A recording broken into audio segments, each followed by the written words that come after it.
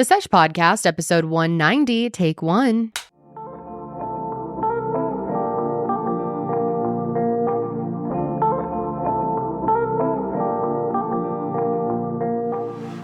Howdy ho, howdy hey, and welcome back to The Sesh. And I'm back.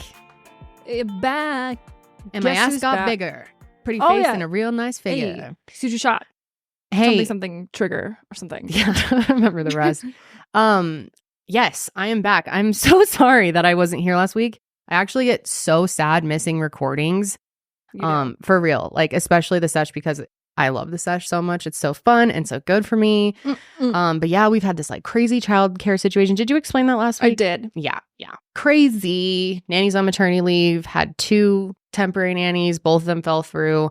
So yeah, childcare. Obviously, my child is my number one priority, so I had to take care of that.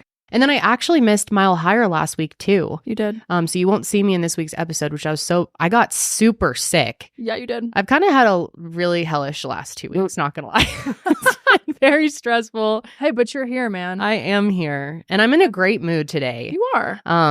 It started because of my lovely daughter. I went in her room to get her this morning, and I turn on the lights. I'm like, "Hi, Munch," because that's what I call her, and she's like, "Oh, Mommy, amazing."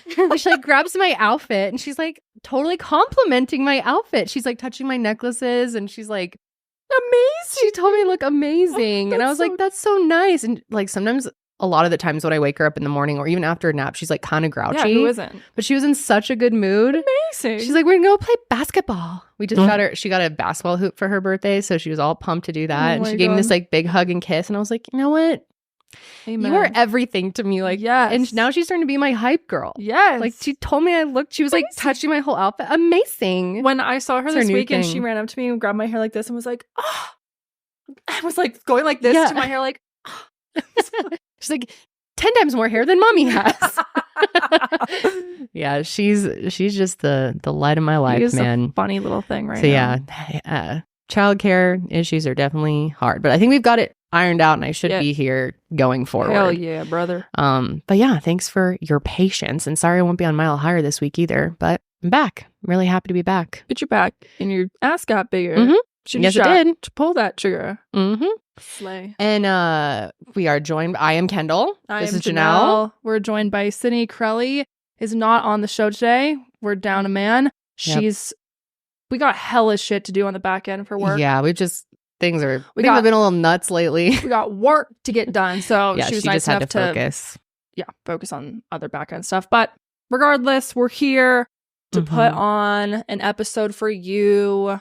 I don't know where I'm going with that. Well, we actually have God, we have a lot to go. We have a massive episode thing to go over today because shit is hitting the fan for Pretty Boy YouTube, or YouTube's bestie over here. The Beast himself. This is absolutely insane. Yeah, we talked about this last week. Oh my God. Just kind of started coming to light. It has gotten so much worse. Yeah. Just fucking bad. Yeah. And I think we've like tried to be fair in our coverage up until this point because there hasn't been as many like receipts coming forward and like proof of everything. But now it's just like very clear who this person really is. And it is fucking insane. I even wanted to say, like, back when we were covering the Ava Chris Tyson situation a couple weeks ago, I said, we don't know what MrBeast knew about this, and like, let's give him grace until we have proof. And like, obviously I had no idea. And I even was like gassing him up, being like, he's been very inspirational to me, the philanthropy he's done. And for a long time, he really was. Like, it was just cool to see someone use their platform to do a lot of good things. But now I'm like questioning all those things. Totally. And I definitely had rose-colored glasses on about him. And I think part of that is because I've never really watched much of his content. I probably watched like 10 or so videos. Honestly, same. And then like this weekend, I was like, I want to see what like a MrBeast video looks like now, because the only video I've watched of him in the last couple years was the one where he like went underground and lived in, he like buried himself. That one, yeah. And like, I thought it was so crazy and interesting, but I didn't know that he's like really gone this like game show route where he's like there's a lot of other people that are making his content. And I didn't even realize how many channels he has and how got like a zillion channels. I guess it should have I should have just known that with how big he is. It seems like, especially after everything that's come out and everything we're going to talk about, it seems like he's, you know, he'll be in a video, but he's not like the main thing. He's like kind of like a host. You know what I mean? Yeah. And then like there's all these characters in the show and all these like quote unquote random people, but maybe they're not really random people.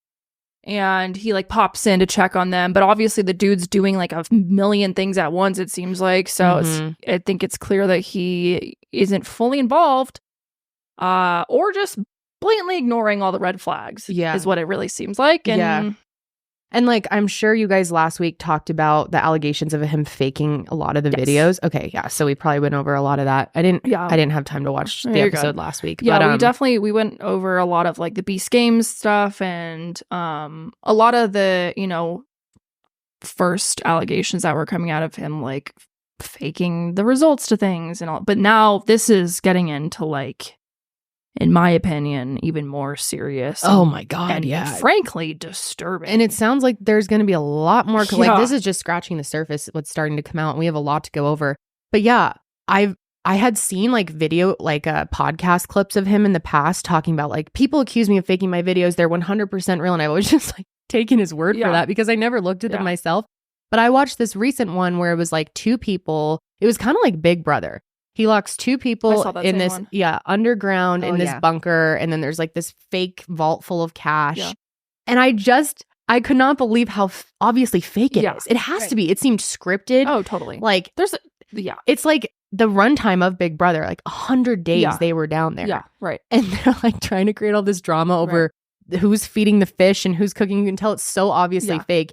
And maybe they really were under there 100 days. They did not look like people who have been under there for 100 days. And the conversations were so like scripty and fake that I was like, this just, I don't know. I mean, no, I agree. That video, I mean, when they like show the vault or them going in there, it looks like something out of an animated. Like, it does. It doesn't even look real. No. That's so... I'm like, how is that really locking? Like, I just feel like you'd be like completely losing your mind and look really disheveled if they were actually in there for 100 days. And then that's something we're going to talk about today, like with other allegations that have come out. The fact that he just like pops in for like an hour or two. It's like, is this really? And maybe it is. I don't know. Seemed fake as fuck to me. Me and Josh were like hysterically laughing at it. It was so dumb. It seemed very fake. Yeah. Yeah, I was giving very much so staged. So he's like a game show host now. Right. That's what it seems like. I didn't know that. I still thought most of the content was like flying on the most expensive private jet or like some of it's like that, but I think most of it is like almost mini reality TV shows every episode. He's like Julie Chen. He's Chenbot. Julie Chen Moonves. Shout out to Big Brother people out there. Oh yeah, can we quickly talk about that? Just so quick. I haven't watched last night though. That's okay. I couldn't finish it because my stupid YouTube TV like only recorded 28 minutes. Yeah. But anyway, I'm loving this season of Big Brother, you guys. Love it. It's so good. This is my favorite season in like 5 years. It's really, really good. I am enjoying the drama is drama. Oh my gosh. What's her name? Angela. Angela. So it's so good. And Sydney started to watch it now. Yes. Like in the beginning episodes, huh? Yeah. I'm on the third. It is good. Highly recommend to anyone out there. Yeah, it's not too late to catch up either. No. Like there's not that many episodes out, but and really like good. I don't have time to watch the live feeds anymore, so I always have such a warped version of the contestants. So I'm sure people will have tea. I'm curious. I'd love to hear who y'all are rooting for. I was definitely. Who's your favorite? I liked the like Pentagon group for a while. But I really liked T-Core. I love T-Core. She's so cool. And Cedric. And then I really like Chemo. I love Chemo. He's super cute. Sweet.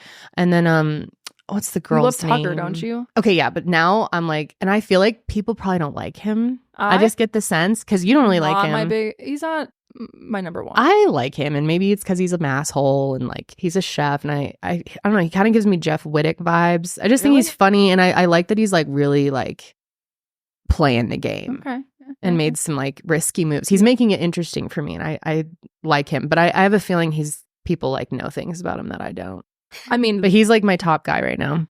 As far as we're literally just watching the episodes, but but yeah, I still, even though he and Cedric now have beef. Right. Oh, major beef. God, the drama in this. Usually the drama and like the meltdowns don't happen until like at least halfway through the season. That's because of Angela. Day one, basically, they were coming in hot, and I'm like, I am so here for it. And I do not want. I know so many people like for the annoying drama starters to get kicked off. No, I'm like, stay I want on. her to stay. Keep this juicy. Yeah, Angela needs to it's stay. so She's entertaining. TV gold. Yeah. Yep. Although I was happy they got rid of that other girl who was like also a chef. I can't remember. Oh her yeah, name. I forgot her name. She was annoying the shit out of me. But yeah, Anyway. great season. Loving it. Loving it. Loving it.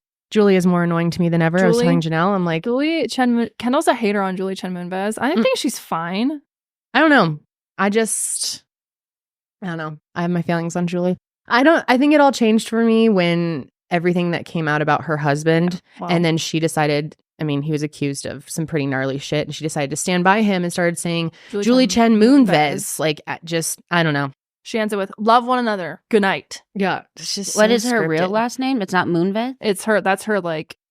She was always going by name. Julie Chen until these allegations came out about her husband. And then she started saying Julie Chen Moonves. It's like a way like, to I'm fuck with you guys. him. Yeah. Oh, Which, I see. yeah. Okay. Mm-hmm. Whatever. And she's just such a robot, but people love her. I know the Big Brother community loves her. And that's another thing that like makes me actually angry is the way that the contestants just lick her suck ass. her. Yes. Oh my God. Joy, you're looking stunning. Amazing tonight, Julie. I'm gonna cry about it. I get so annoyed by when they go in to vote people out. And then when they're like, shout out to my family at home, blah, blah, blah, blah, blah, blah, blah. Like me and Josh are like, shut up. Which I get it. I would probably do the same thing. It's the only way to communicate with your family. Can't judge you too hard. But I am judging you all for just constantly gassing up Julie. What is the point? It's just like the trend. Because it's what to do. That's just like what you do. Come on, people. Make Did your you own like, way in life. What was the dude's, the first that Brett, no, what was his name? The real jock dude, the one that got out first. Oh yeah, I did not like him. Yeah. I'm surprised he got out. Usually those type last. Yeah. Anyways, if you have no idea what we're talking about, sorry, but also you should watch Big Brother because it's a great show. Yeah. Okay. Yeah. We'll maybe keep doing some updates on it over time. Yeah. I wonder how many of you guys are actually watching it and would care. There are definitely people out there, like anytime I mention it, there's a handful of people that are like, yes, Big Brother. I've like honestly not been super into the last couple seasons. This is the first time It's I'm like so good. amped about it in a while. Really good. It is very good. Anyway, before we get into all this Jimmy Beast bullshit, and there is a lot to go over, Yeah. I wanted to like have a little fun before we start with a moment that I'm shocked the two of you have not seen this. And maybe a lot of you haven't seen it either. No, but let's have a little joy. I know a lot of people are angry at this person and like whatever. I'm just here to have a little fun because this is just so funny to me. Okay, so this is Ray Gunn is what she goes by. Her name is Rachel Gunn. She's an Australian breakdancer that is competing in the Olympics. Okay. I didn't even know breakdancing was a sport. I didn't know either, actually. And there's some Excellent. really good breakdancers that are competing. And it's shocking that she is out there. Like, it is so insane. It's like an SNL skit, dude. No. And I'm sure it will be on SNL fairly soon. And the outfit, she looks like a park ranger. I don't know what is happening. I'm guessing we cannot play the music because of copyright. I'm sure Karelly can add in some music to make it a little better. But let's just take a look. I want to get your guys' raw reactions to Ray Gunn.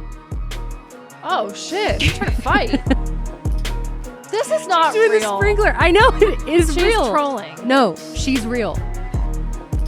This is like No way. breakdance club that there was in my high school. They had a breakdance club. Look at this. Did you see that?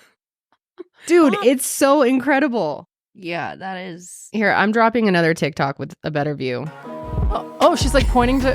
Where is she from again? Australia? Australia. And they're all so pissed at her. Why? Because they're like, you're representing our country. She's doing like, it's just like, how do you end up in the Olympics? Yeah, how Like, did she she's doing this qualify? sprinkler. This is awesome. It's so funny. Hey. Like, hey, she's doing her thing. The people in the background look pissed. They're like disgusted. Well, people are like, this is making a mockery out of breakdancing. Like, what is that? What is that? And a lot of people think it's like, oh no. you know, appropriation too. There's a whole other discussion to be had, which we Okay. don't have time to get into that discussion today since we have so much on Beast. But yeah, she did make a statement. She said, Ray Gunn responds back to the critics, claps back and says, I do my thing. All right, queen. Yeah, and people are not happy. Let me look at the comments. Someone said, do you, babe, just not at the Olympics. Oh. Can we all agree that this was whack as fuck and offensive to real breakdancers with talent? Because like a lot of them are really, really good. It makes no sense that she was in there. Maybe they had no other like people in Australia try. Someone said if Michael Scott was in the Olympics, that's what he'd be doing. Okay, and this reminds me so much of that video, which I cannot believe you haven't seen. No, okay, you were trying to explain this to me. I have no idea what you're talking about. That's hip hop? No. Okay. That is. Sydney, go to YouTube and type in "this is hip hop." I'm telling you, like, it's shocking you haven't seen this. Maybe I have, and I just you can play the audio in this, I believe. We might have to cut it if it's copyrighted, but if you know, you know. You can look it up on your own. This is one of the best videos that have ever graced the internet. And this woman is dead serious. Here it is. Okay. Cut it.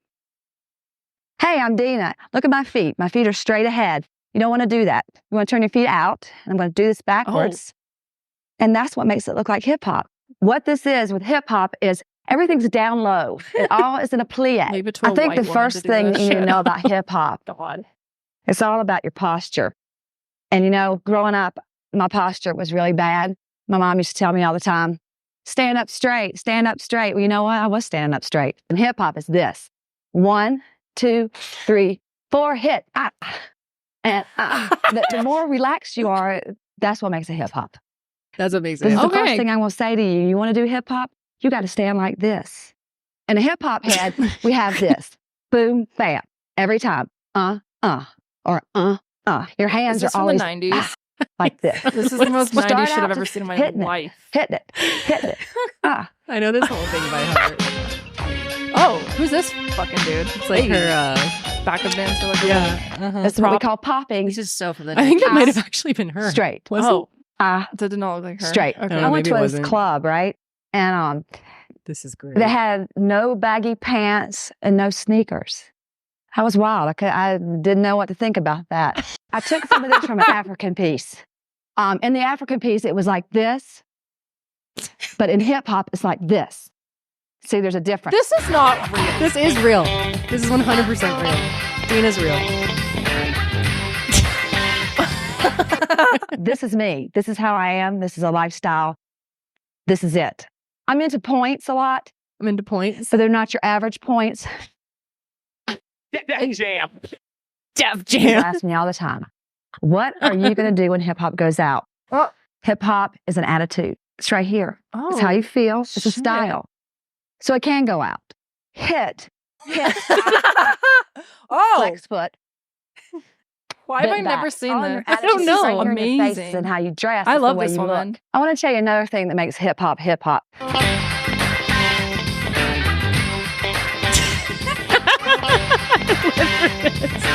I do this at the end of class, every class. I hit here, and I hit here, hit here. Sometimes I vary it. I'll give them a ba. They look at me like I'm crazy, but then they know this right here is me. And then I give them the peace. I'm out. Dude, that's such like a... Oh, I love it. I took like dance class when I was really young or whatever, and I was in a hip class, and they'd always be like, yeah, the attitude, pop it, shimmy. It's giving that one dude on YouTube. It was like, this is an aspen. You can tell it's an aspen by the way that it is. There's this one chick on TikTok who dresses up like her and like recreates Shut them. up. It's so great. Love that. We don't have time for any more bullshit. Shout out. Yeah. So yeah, let me know what you guys think of Ray Gun. Ray Gun. I gotta know. Okay. I mean, some people are like totally amped about her, and then there's a lot of hate. But yeah, she says, I do my thing. I do my thing. All right, Ray Gun. All right, Ray Gun. Or Ray Gun. Ray Gun. Raycon. I called her Ray Gun. What's her real name? Rachel Gunn. She's actually a 36-year-old professor who I believe studied cultural studies. Let me double check my information on that. Yeah, like people have like dug into her whole history and like, yeah, she's a full-time PhD lecturer in cultural studies. Oh, interesting. Okay. Shout out to the Aussies. All right, moving on. Let's get into the depressing shit. When I first started YouTube back in 2012, I cannot believe how long ago it was, an online store was the furthest thing from my mind, like selling merch and stuff, because I had no idea what I was doing. I would not even know where to start. And when we did start, we were a little scared. But Shopify has made the experience so much easier for us. Now we have amazing things in our store, such as our Sesh bracelets, our Sesh merch. Shopify is the global commerce platform that helps you sell at every stage of your business, from the launch your online shop stage to the first real-life store stage. All the way to the did we just hit 1 million orders stage? Shopify is there to help you grow. Whether you're selling scented soap or offering outdoor outfits, Shopify helps you sell everywhere, from their all-in-one e-commerce platform to their in-person POS system. Wherever and whatever you're selling, Shopify's got you covered. Up to 36% better compared to other leading commerce platforms. And sell more with less effort thanks to Shopify Magic, your AI-powered all-star. And we have seriously had such a great experience with Shopify. They have made it so much easier. I know Sydney's talked about it because she works with it the most. And it's just been such a smooth process for us. Their customer service is great. We've never had our website go down. It really has just been the greatest experience, and we will always be Shopify customers. And what I love about Shopify is no matter how big you want to grow, Shopify gives you everything that you need to take control and take your business to the next level. And I love seeing how many people have been able to start small businesses just from their home, and how many of those people have ended up growing it into something really big. So if that's a dream of yours, take that next step and try it out. Shopify powers 10% of all e-commerce in the United States, and Shopify is the global force behind Allbirds, Rothy's, Brooklinen, and millions of other entrepreneurs of every size across 175 countries. Plus, Shopify's extensive help resources are there to support your success every step of the way. Because businesses that grow with Shopify. So sign up for a $1 per month trial period at shopify.com/thesesh, all lowercase. Once again, that's shopify.com/thesesh. Now to grow your business, no matter what stage you're in, shopify.com/thesesh. Jimmy. All right, so just a little recap on all the allegations, especially since I wasn't here last week, but I did follow that whole situation just on my own. Yeah, Jimmy has been under fire ever since the Ava situation first broke, and I feel like it's probably been like brewing under the surface. I'm sure people have been like... It has. I just hadn't seen anything until the Ava situation. Some people have been calling his ass out for a while. I didn't know about that until now, but... Mm-hmm. Well, makes sense. But now it's surprised it took so long. Really come to the surface. Yeah. People are not holding back anymore.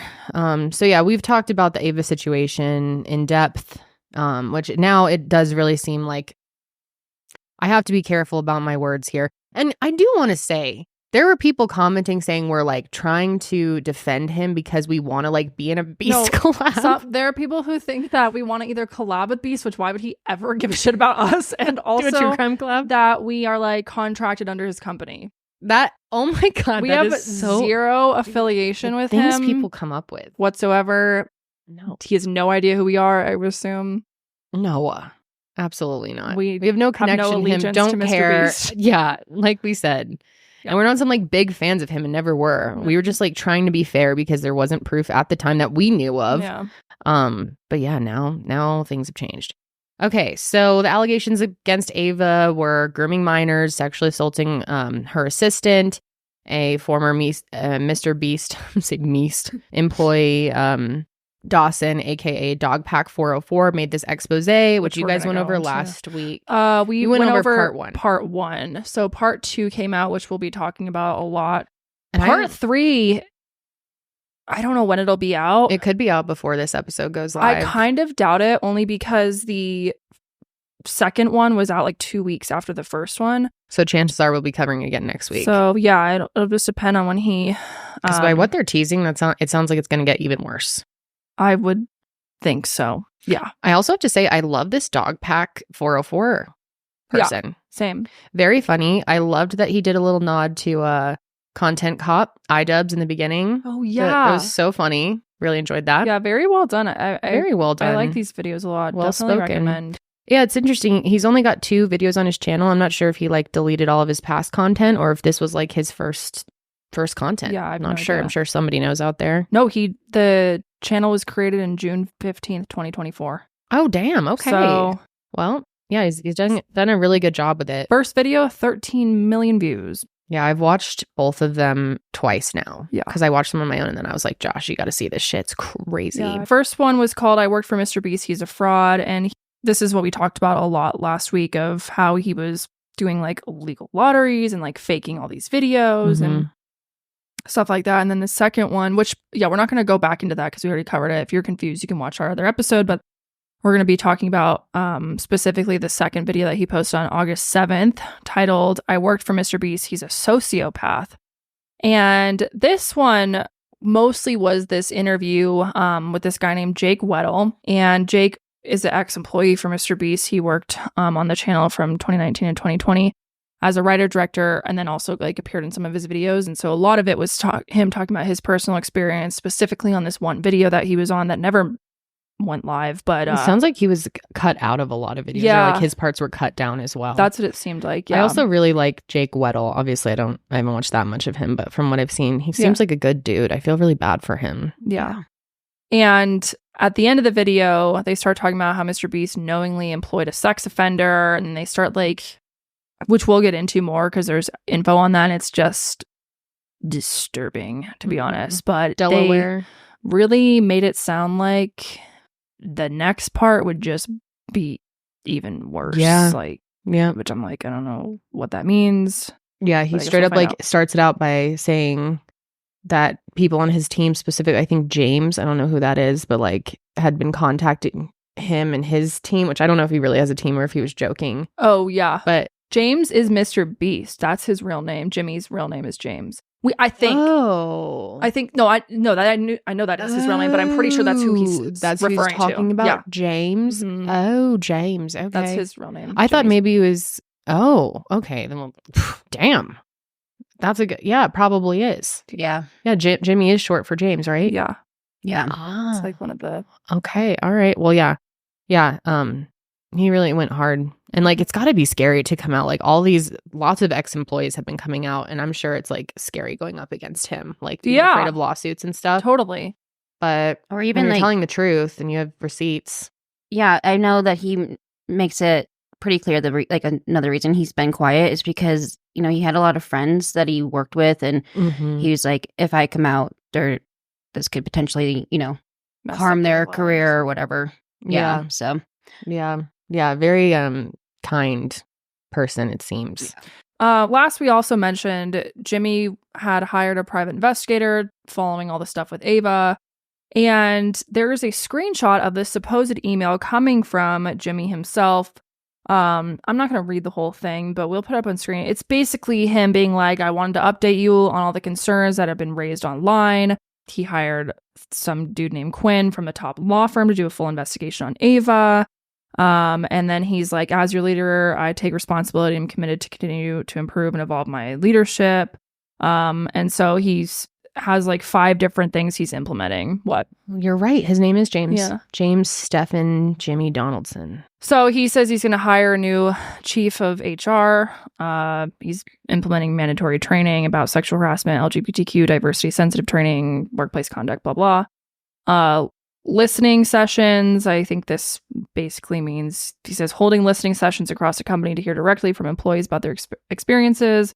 Anonymous reporting, where you can anonymously report just whatever you want, I think, just so that, you know, you feel safe and heard about your concerns. And then external review. He says, we have encouraged an independent firm to conduct a thorough review of our policies and practices and implement changes. This was interesting. I want to let you know I'm optimistic about the company's future, and I appreciate all your contributions. We are seeing many examples of your hard work as we recently became the first channel to surpass 300 million YouTube subscribers, which is like the population of the United States. That's insane. That is so insane. Our And, last 2 main channel videos were our fastest growing in the history of the company, and our philanthropic work continues to positively impact our community and our planet. In summary, I'm fully committed to seeing the investigative process through and acting on the recommendations. I'll circle back, blah, blah, blah. If you have any questions, you can contact me. And I mean, hey, that's all sounds like good stuff. It's like whether or not he's serious about it or if he's trying to save face. Fuck. Yeah. That was one thing that was really eye-opening to me. And I guess this makes sense because like I have seen him do this stuff over the years, and to get to 300 million subscribers, that is so insane. But in that first video, the compilation of him like all the tweets that flash up like subscribe for a cookie, subscribe. Like how I don't understand how you still are that obsessed with it after you've been doing it for so long. Like, is nothing ever enough for you? No, I think he's that laser focused and I think he's one of those people that will never be satisfied no matter what. And I don't think he can like turn it off. That's you know what so I mean? crazy. When I first started YouTube, I think every creator gets most creators get kind of obsessed with the numbers at first. Like there was a time where I would have like a daily quota for myself. Like I'm talking like 2012, like very early on, 2013 maybe, where I was like, I have to hit 50 a day or I've failed. New subscribers? Yeah. And I was so obsessed with my sub count. I was checking it like every couple of hours. Yeah. But like eventually that just faded away from me. Like I can't even tell you how many subscribers I have now. I know it's like over 3 million. It's like 3.4 or something. I think it's like 3.7. I haven't. Okay. But like that doesn't really. Yeah. I think for most creators, you like grow out of that. No, I think this is literally his entire life. I don't know the dude personally, but it seems like this is his livelihood is all about numbers. Like such an unhealthy level. Being okay, we had 200 million, let's get to 300 million. We have 300 million, let's get to 400 million, God, that's so crazy. Yeah, it is. When is it enough for you, dude? You I don't think it'll ever be enough. The limit does not exist. That's nuts. Okay, so let's talk about Jake Weddle. Like I said, he's an ex-employee. And he had stopped working for MrBeast, but then ended up coming back in 2021 to be a part of this like challenge video that they were filming. And the premise of it was he was going to be confined for 30 days straight, completely alone. And if he was able to pass that, then he got $300,000. The video never was posted, and we'll explain why as we go on here. But let's break down the whole situation. But that was basically the premise. So Jake Weddle actually reached out to Dawson, again, the person who was making this series, his username, Dogpack404.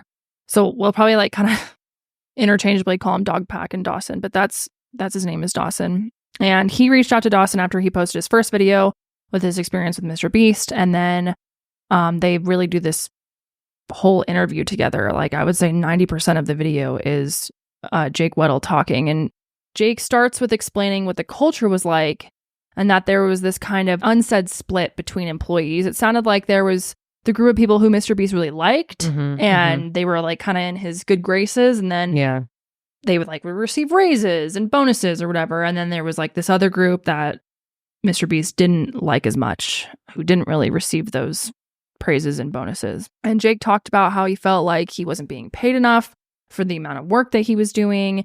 And this is crazy. He found out that a fellow writer was actually being paid even less than Jake was. He basically was like, this doesn't seem like it's okay, because this other writer he was older, he had a family. I think he was like just as experienced, and so had been there as long as yeah, I think so. And so Jake was like, why the hell is this dude making less than I am, even though I'm not really making as much? He never specifies how much he's making, so there's not really a way to tell. But anyways, let's go ahead and watch the first clip. We have multiple clips from the interview that we have created here to kind of give you the context. But again, go watch the whole video if you want to.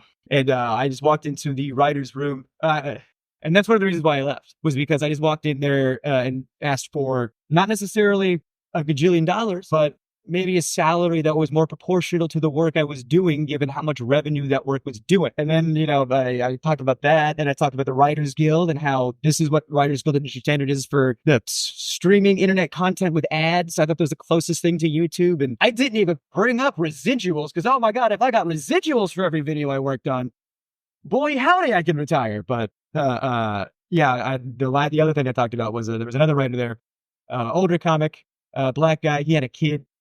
And I got paid more than him, and I thought that was wild because he was older than me, had a child. We're doing the exact same job, and I'm some 20-year-old fucking white guy. Why am I getting paid more than him? I brought that up. And one of the things I didn't like about the way some of the Beast stuff shook out was I feel really guilty about the way this shook out. He seems so authentic. Yeah, I was talking to this other writer, Mike, it's fucked up, that's how the pay is, and I want you to get paid more, because you deserve to get paid more. I don't have a kid. And he didn't want to rock the boat. He desperately didn't want to rock the boat. He's just, I like my job. I like, because when you grow up with, nothing, not to say that he did, but I know I did, You get a little something, you don't want to lose it. So you want to rock the boat. But he said, hey, man, if that's how you feel, like if that's like, I trust you. He stood with me. He went in that meeting with me. And I said my piece and he backed me up. I said, I need XYZ or I'm out of here. And they said, bet. And they gave me a severance check the next day. And they gave him a severance check the next day. And if I knew he was going to lose his job too, I wouldn't have done it. Me, I was over the moon. I was like, you're going to give me a check and I get to leave? And I don't get to deal with the how many Orbeez can I fit up my asshole every day? I get to go home and you're going to pay me to leave. I was over the moon. And he was devastated. He did not want us. I mean, he just wanted to be in the room, Yeah. I really regret that. But, me and him, we're really still tight. We're still good friends. That is so sad. So just because he brings it up, they fired the other guy. They fired both of them. Yeah. Well, Mm-hmm. Yeah, gave him severances and sent them out. That is so fucking crazy. Like, you can't even voice a concern without risk of possibly losing your job. I know. It's clear he's trying to just look out for his coworker and his friend and, bring up some concerns. And the fact that it sounds like MrBeast's team was just like, oh, you don't like it here? You can leave. Get the fuck out. Here's your severance check. Goodbye. It's so sad hearing him tell that story. Like, the fact that he was happy to have that. And then, but he knew he in an effort to try to help someone else, he lost his job over it. Summer is coming to an end, and that means back to school is here. And you know what comes with back to school? Tons of new purchases, backpacks, school supplies, clothes, you name it. You spend a lot of money, whether that's on yourself for back to school or your kid for back to school. Regardless, things add up and start getting really pricey. But you don't have to stress about the cost. Use Ibotta and get cash back on all of your purchases when you stock up on all of your back-to-school essentials. Ibotta is a free app that lets you earn cash back every time you shop. Earn on hundreds of items from groceries to beauty supplies, even toys, so you can make sure you're beating inflation no matter what you're purchasing. The average Ibotta user earns $256 per year, which is absolutely crazy to think about, and that could cover the cost of an entire shopping trip, that flight you've been eyeing, or the fancy dinner you've been craving. And other apps give you points that don't really amount to much, but with Ibotta, you earn cash back that you can withdraw to your bank account, PayPal, or gift card. Simply add offers in the app, upload your receipt, and voila, the money is yours. And you can save on over 2,400 brands and shop at over 1,000 retailers, including your favorite grocery stores, Lowe's, Macy's, Sephora, Best Buy, and more. It's time you join the over 50 million users who use Ibotta to earn cash back every time they shop. And right now, Ibotta is offering our listeners $5 just for trying Ibotta by using the code SESH when you register. Just go to the App Store or Google Play Store and download the free Ibotta app to start earning cash back and use code SESH. That's IBOTTA in the Google Play or App Store and use code SESH. Dawson asked Jake if he thinks that Jimmy actually enjoys helping people, because obviously Jimmy's whole persona is giving away, helping all these people, doing all these philanthropies, and he asked him what is his real natural take on that, and what he has to say is very interesting. So let's watch that. I think Jimmy wants to be the best YouTuber. I think he is laser focused on one goal. And I think whatever he has to do to achieve that goal, he'll do. And I think it was the smartest decision for him that he calculated, because he's very good with numbers. If I donate to charity, people can't say I'm shitty. If I give this homeless guy $10K, what do you mean I'm a bad guy? But I've always thought, if you're going to do something nice for somebody and you stick a camera in their face while you do it, that you didn't do a nice thing for somebody. You gained something. There was a homeless guy on the street and you saw an opportunity for yourself and your image. Gave one guy $10,000 who needed it to eat. And now the revenue you generated from that video is way more than what you gave. I think when he's generous on camera, it's the least authentic thing in the world. There's an element of, oh, hey, you're crying. That's so good for camera. I'm so glad if you're crying because you're so thankful that you got XYZ, and then you go, oh, I'm so glad he needed it that bad so I could come in and, can you cry more? Oh, it's so good for the camera if you could. Oh, it made me uncomfortable that I was working there. I didn't like it, crazy. and I vocalized it sometimes, and I think that's why I wasn't on camera as much as they said I was going to be. I was told at one point that I was going to be like fourth banana, you know, it was going to be Jimmy, Chris, Chandler, me, you know, and then that never happened. I remember talking about that, like, hey, I thought my contract said XYZ, and then I got the severance checks. So he still does that kind of, the walk up to homeless people and give them money, like random people on the street. I don't know if he does as much anymore, but I think it's that was huge on YouTube back in the day. Yeah, tons of people were doing it. And I still see it on TikTok, people doing that a lot. Yeah, I do too. I see a lot of people doing that. And it's like some people have good intentions behind it, and then they're able to, like, if the person's comfortable, they put it out to their followers and they donate even more. And like there are a lot of good people doing it. There are a lot of people. It's clear to spot the difference between who is in it for the right reasons. It reminds me of, like, remember Vitaly? I believe he like stood out there with a bunch of, he like was handing out like McDonald's or Subway to people, and they were all like crowding him, and he's screaming at them. They're playing this inspirational music in the background, and he's screaming. He's like, "Get the fuck back! There's enough for everyone. Get back! Get back!" And they like put it all up. Yeah. That used to be a huge trend. People would always do that. I kind of thought that had sort of died. Like, for the most part, I think especially for people like Jimmy. I don't think he's not creating videos like that or surrounding that anymore, because probably doesn't get the views it used to. Mm-hmm. But I think just in general, like, his whole thing is like, can you cry more? Let's bring the emotion out. Let me be this hero. There's parts, you know, and MrBeast has like cried in his videos. And I think we actually have a clip of, I'm pretty sure it's Jake talking about how he's like, oh, you know, there's parts where Jimmy's like, oh, I'm gonna cry too, and it's like also performative and not wiping the fake tear that's never even there. Yeah, exactly. Mm-hmm. God, that's so weird. Yeah, it is. So, like we said, Jake leaves, but he ends up getting Jimmy reaches out to him or his team or whatever in 2021, and it basically is like, we have this video that we want you to be in. We think you'd be a good person for the video. And again, you're in isolation for 30 days. If you can make it, you get $300,000 at the end. This video ended up being a horrifying experience for Jake. Dangerous. Oh, it was, I could not believe. And the way they edit these things, and then they make them so short too, that like you don't see any of the bad moments. Like, I couldn't believe they edited this video of these people locked in this bunker for 100 days into like 10 minutes. No, it's crazy how short the videos are for how long of a production it is. They just know that like people have a short attention span, and so let's jam it. It's crazy. It's like the David Dobrik style with the 4-minute vlogs, like just fast, and it's a lot of work. That's because no one has an attention span anymore. Yeah, it's very true. It's very sad.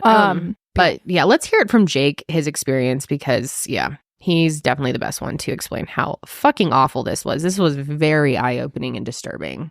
God, because you really, when you watch a video from MrBeast, unless you really think about it, if you just pull it up on your phone, then turn it off and don't think about it again, it's like, oh, that was a positive experience. MrBeast is funny. All of his friends are laughing. Mm-hmm. They're all getting money. They're doing goofy challenges. Yeah. What could be wrong? Yeah. From like everything that I had seen over the years, it seemed like pretty harmless to me. I mean, really I really didn't watch much of it. I've never been like a fan. No. But yeah, a few of them, like especially years ago, I watched a few of them, but really, I think I really only watched one in the last like 4 or 5 years. Yeah. Well, let's hear it from Jake. Yeah. This is a longer clip, by the way. Yeah. So after your severance checks, how was your relationship with the company? I know you appeared in videos after that, right? Right. So in videos where I was appearing in later, there was one video I was in. I got paid a lot for it, but it didn't come out because it didn't go well. There was a video that came out probably like a year ago, something like that. It was the like surviving like $10,000 every day you survive in solitary, or it was one of those solitary confinement videos that got a lot of media attention because everyone saw the premise and thought, what? You shouldn't do that. And people don't know that was the second attempt. The first attempt was on me, and it didn't go well. I was already planning on moving to New York, and I had worked at a couple of YouTube companies after Beast, and I had a little bit of change in my pocket, the most change I had in my pocket ever, small potatoes, compared to Beast bullshit, but, I thought I had enough to move to New York or whatever. And I had a call for somebody over there, and they go, hey, they want you for a video. I was like, oh, amazing, great, cool, thank God. What's the video? And they tell me the pitch. They try to make the pitch sound like it's going to be like a walk in the park. The pitch is 100 days in solitary confinement, but don't worry, like you only have to last like 30. We have like a video. They're pitching it like a... That right there just shows they're going to pitch it on the title of like, are you okay? Yeah, sorry, I'm tearing up. I just feel so bad for this guy. No, it's horrible. I feel so bad for him. It's just, you can tell, like, you can just see in his face, like, especially what a toll this is taken on him. And he just seems so genuine. I feel really sorry for him. Especially, like, what he talks about after is just warning. Like, it's really disturbing and very upsetting.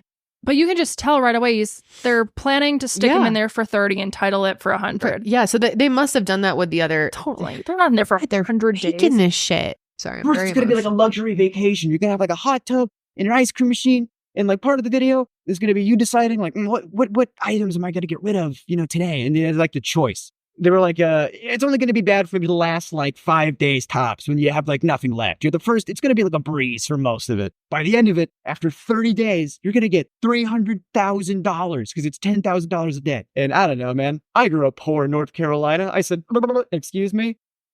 I'll yell dance for you if you put that kind of money in my face. Sure. They were like, you're going to be locked in this room and we got to make sure you're on all the time. We're going to have cameras on you all the time. And you're perfect for this because you never shut the fuck up. Yeah. On paper, I was like, okay, I can do this. And it's a video they can't cut me out of. I'm the guy. If I have to do solitary. Sorry, I think we already mentioned this, but he earlier had complained about how sometimes he would have too much personality, and he felt like that's what they were, because he would see the edits afterward. He had no control over what's being edited out, and he was in a lot of content. Some other things like the car getting crushed and whatever. Yeah. And he talks about how he asked the editors, why am I being cut out? And they were like, honestly, dude, you just have like too much personality. Like, I think it's like threatening to Jimmy. I'm pretty sure someone talks about how Jimmy doesn't want anyone who's potentially more entertaining, more funny, more charismatic, more talented, whatever, than he is, because God forbid that person gets a following and then leaves Jimmy, and how you're not allowed to promote anything of yours or have any like side project, because what if it gets more successful and you leave to go do that, which I think is how fucked up. Fucking like weak are you? How insecure. It is like, the you already have so much. You're the top guy in the world, right? And you're threatened by someone else having like a fraction of what you have. And it's just like, why don't you want good for people? If it's so strange. If one of your employees has something else that they're doing, and all of a sudden, let's say it takes off and it's like bigger than what you have, and they leave to go do that, like, that's their life. They should have and you'll replace them. Yeah, we have people on our team that have their own, content. They're working on side projects, and we're like always encouraging it. Could you imagine if you and I or Josh or whoever were like, yeah, but like, don't be too good, because what if all of a sudden it gets better than Kendall Ray and Mile High? No, we would we love our team and would want that. Yeah, and if they leave to go do something better and bigger, it's not like you have to die working for Mile Higher Media. It's ridiculous. How truly insecure can you get? Yeah. And you know what? It's kind of interesting because Jimmy never really, from what I've seen of him, he doesn't have that much of a personality. No. He's not very, like, I've never watched him been like, ha ha, Jimmy's so funny. Like, it's always the people he surrounds himself with that make him entertaining to watch. Yeah. Like, his crew's pretty good. Yeah. Everyone that I've seen. I only know of, like, Carl, and then I don't remember their names, but yeah, from the few videos I've seen, he's got a pretty entertaining crew. And even, Jake himself he's funny. Like, he probably added to it, but like, too much focus on him. So confinement, in order to do the things I want to do, then I will do that. So I held my tongue and I swallowed my pride, and I tried to do one last ride. I get there, and at first it's fine. They had just freshly painted the set. You could smell it, That's great. Which that's probably not good, the smell of fresh paint in your surroundings for the next XYZ time. It looked good on the visual. It looks good on camera. It's movie magic bullshit. It was a terrible facility. I mean, it was in one of the studios. They had to get a separate tank for septic stuff. There was a hot tub in it. Yeah, there was an ice cream machine. Things were cool and funny on paper.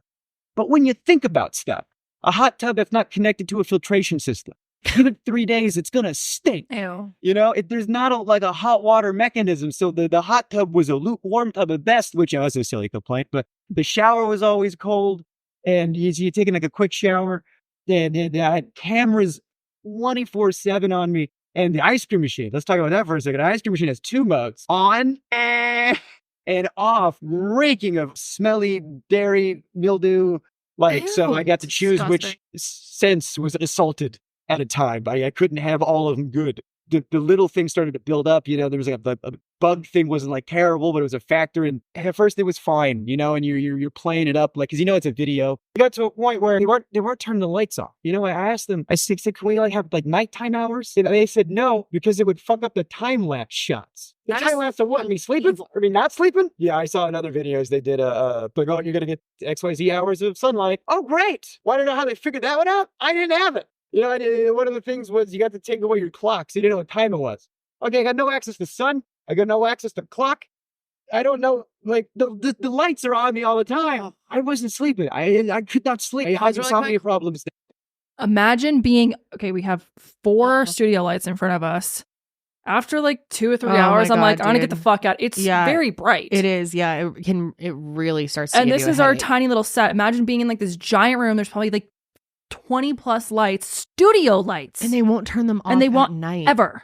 That's so evil. And it's interesting. He said like now they're giving people like certain amounts of sunlight, because in that other video I was talking about, the newer bunker one, they didn't have sunlight unless they're like cutting that out and they're letting them out for a little bit. I don't know. God, what the hell? It's so evil. Not even turning like that no hours of the day in the dark. Yeah. I mean, even the Big Brother people, they get to go outside. They turn the lights off at night. Yeah. They like have access to things that they need. Mm-hmm. You would think a production to this level, with the amount of money this guy's bringing in, being the biggest creator in the world, that they would just like take the extra steps to at least provide basic necessities. But then like if you're going to hook them up with a hot tub and an ice cream machine, make sure it fucking works. Yeah. Like what, you have the budget. I don't get it. Not that think that's the biggest concern. Obviously, the lights are, but Jake, he said that they didn't want to turn the lights off because it would fuck with the time lapses. Because it'd be like bright, dark, bright, dark. It's like, who cares? I don't see why that would make the production like. Yeah, what people are going? Oh, they turned the lights off. Unsubscribe. Yeah. Like, what is stupid detail to torture someone for? Yeah. Which, this is actually torture. I'm not sure if he's about to say this, but this is actually a war crime. They can't even do this to terrorists. Right. This is pure. This is so evil. Yeah. Completely messes up your circadian rhythm and your like sense of everything. Mm-hmm. I cannot imagine not being able to turn the lights up. Oh my God. No, no light outside. No clock. That's studio light on 24/7. Why no clock? Why no clock? I don't know. I was just wondering, like, evil. If he sees like the restroom or something, like he didn't really talk about that at all. Yeah. But I mean, he did say the showers though, that people are there 24/7. I'm like, that just seems like a, invasion of privacy. Totally, definitely. Oh. Yeah, I'm sure they weren't letting him go to the bathroom. Well, he probably. I don't know what. Well, like they were letting him go. Yeah. But like leave the set and go. I'm sure it was like something in there. Yeah. Oh God, that's sick. Yeah, he makes the point of like, with all the videos that have been faked, we couldn't have faked this one. Right. Yes. All right, let's keep going. Now, but they might have started there. I had good people looking out for me. He's saying, this, we got to stop. I just wanted to turn the lights off. And I'm vocalizing to people, I wish the lights would turn off. And I go up to my friend, I go, they're not turning the lights off. He goes, what? That's a war crime. Yeah. We're not allowed to do that to terrorists. Yeah, they have proof. It's true. Melatonin. It's not helping. And then Jimmy would come in like every other day for like an hour, to check in on me because he's doing other stuff. I'm just the guy in the cage over here. He'll come back to me in a minute. And so he'd come by, he'd get the shots, he'd leave. Sometimes he'd have a note with the director over the phone. That would really piss me off. This is a note I got from the director, from Jimmy, when I'm receiving some cash. Jimmy said, can you say to the camera how thankful you are that now you can pay back your student loans? You know how hard it was to do a take of that, to pretend to make it genuine? I don't want to have student loans. I don't want to be in a cage. But Jimmy's the guy with the money. And if you do what he says, he'll do what you want. And you have power over people. When one person doesn't have resources and the other one does, and they hold over your head, and you go, of course, yeah, I agreed to it. I needed it, of course. Just something about like having the cameras up me all the time.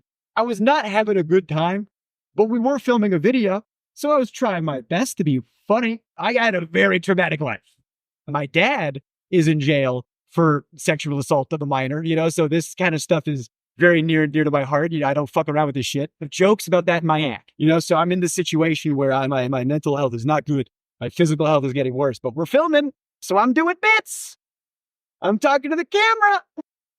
And I'm being, like, hey, it's been a couple days. I'm not doing so hot, which if I'm filming a video, that's what I should be doing for the camera. But it was too real. If they're faking videos, why couldn't we fake this one? If we're allowed to let these cast members have some time off of this difficult challenge, how come we couldn't turn the lights off? How come we couldn't maybe not have some time lapse footage for 10 seconds? Did you try to get out? Yes. I was starting to calculate, I don't know if I could do 30. How can I manage to get out of here sooner, still have a video and still have some cash and get the plug, man? I did. Like, we were playing up the joke, it's like, I'm the boy in the cage, whatever. Like, I'll play into a joke, whatever, it's fine. It's just something weird about when Jimmy jokes. I have jokes about my dad because I love jokes with my dad. I'll joke about my dad all the time. I guess piece of shit. I have friends that make fun of my dad. That's fine because I know their intent. I know where they're coming from. When Jimmy joked with my dad, and I sometimes seem weird. I don't like it. We're doing that one of those hide and seek videos again. At the time they were a lot realer. So I got caught, and I don't know if there's footage of this. I don't know if I definitely didn't make the final cut. But he says to me, "All right, you go to jail. Like your dad. It's a joke. My friends do it. It's fine." And Jimmy wasn't my friend. He was my boss, and that wasn't cool. And so now I'm locked in a cage at his whim, and I have to do things to get the cash I need to live. And I got these cameras on me all the time. And I was unwell. I had editors coming up to me saying, "You good, bud?" And I was like, "Yeah, why? You're clearly unwell." And he goes, "Well, because the footage you're sending in is haunting." Because I'm trying to be funny, but I am mentally decaying. Someone said there is a horror cut of a video in this. So the thing that made me want it, I got to get out. I can't do another day in a year. Jimmy comes in. I'm asleep. I don't know what time it is. It's like 2 or 3 or whatever. He's like, "Why is he sleeping?" I don't know, because I can't sleep. He wakes me up. And he goes, "Ask me why I have 2 briefcases." And I'm like, why do you have 2 briefcases? And he goes, "Oh, because this one's for today, and this one's for the challenge." And I go, "What's the challenge today?" He goes, "You're going to run a marathon. You're going to do it on that treadmill over there." There was so much pressure to just do it. Just do the thing. If I refuse, it's just, that's the whole video. I guess the budget's, so much money up in flames. And so I wanted to be a good sport, and I wanted to get the boost, and I wanted the cash. And so I start running at 12, and I'm running until 3 a.m. Dude.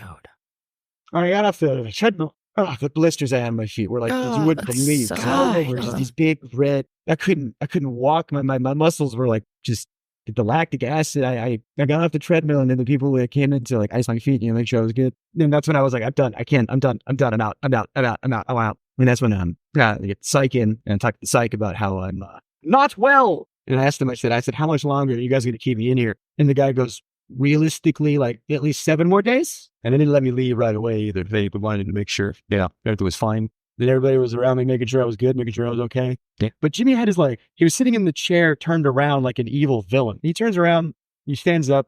He does the exact same thing when he's pretending to have a human connection. When you're watching a video, and he's like, "Oh, stop, you're going to make me cry." And he like touches his eye or whatever as if he's crying. She says, "Yeah, your mental health is the most important thing. Just want to make sure you're okay. And the last thing we want you to do is..."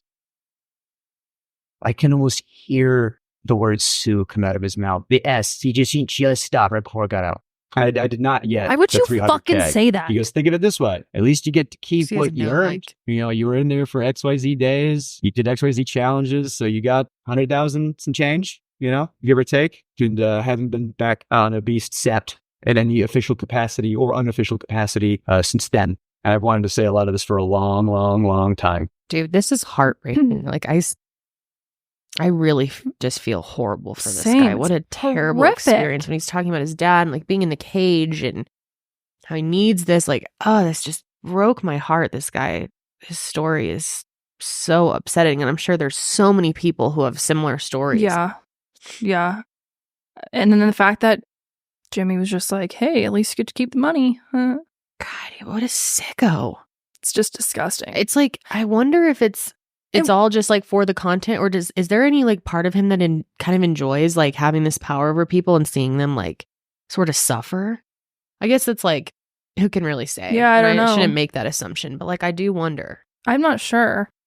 I do think it's so terrible that they didn't give him the full amount, the 300,000. They only gave him 100, even though he didn't make it for the third. The dude was like having a complete mental breakdown, understandably. And it's not like he just got bored and was like, "I'm out of there." He like literally couldn't finish the challenge. They should have given it all to him. For him to like already know he's suffering mentally and and the conditions are so bad in there, and then be like, let's bring in a fucking treadmill and make you run a marathon. That's insane. That's like, people train years for a marathon. Yeah, it's like, it's moments like that where I'm like, do you get off on this? Yeah, that's straight up torture. Yeah. Or is it just really like you just want the most extreme content for the views because that's all you care about? I think more than anything, it's the views, and he has no care.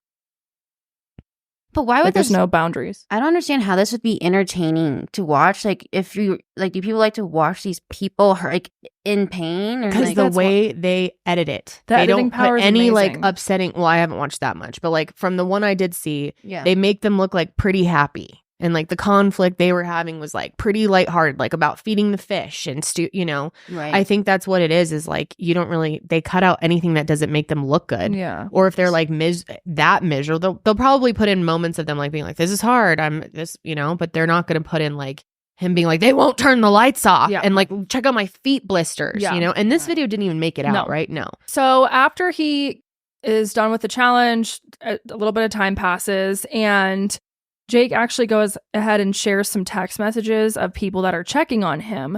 And so we'll go ahead and read some of the screenshots. So they go, hey, Jake, hope you're doing okay. Meg and I just want to check in on you. And Jake says, hey, I'm good and I appreciate that. I'm not exactly 100%. I feel like mentally I'm still recovering a bit. I'm back in therapy and my therapist is really concerned. Haha, but my legs and joints feel better, like I can walk. But my feet are still covered on those blisters and those hurt to walk on, but I was told the best thing to do is to stay off my feet and let them heal. I'm in Raleigh with family. Also, it'll be like a month before I get the money, and they aren't giving me all the money. They are giving me what I won up to that point in the game, which was also a slap in the face, but hey, I'm out, I'm alive. So then the reply goes, therapists who know and cares about you, the whole thing was so fucked up, and honestly, them not giving you the money, Meg and I are wishing you the best. With your recovery, please feel free to reach out if you ever need anyone to talk to or need a place to crash in New York. And then they reach out again.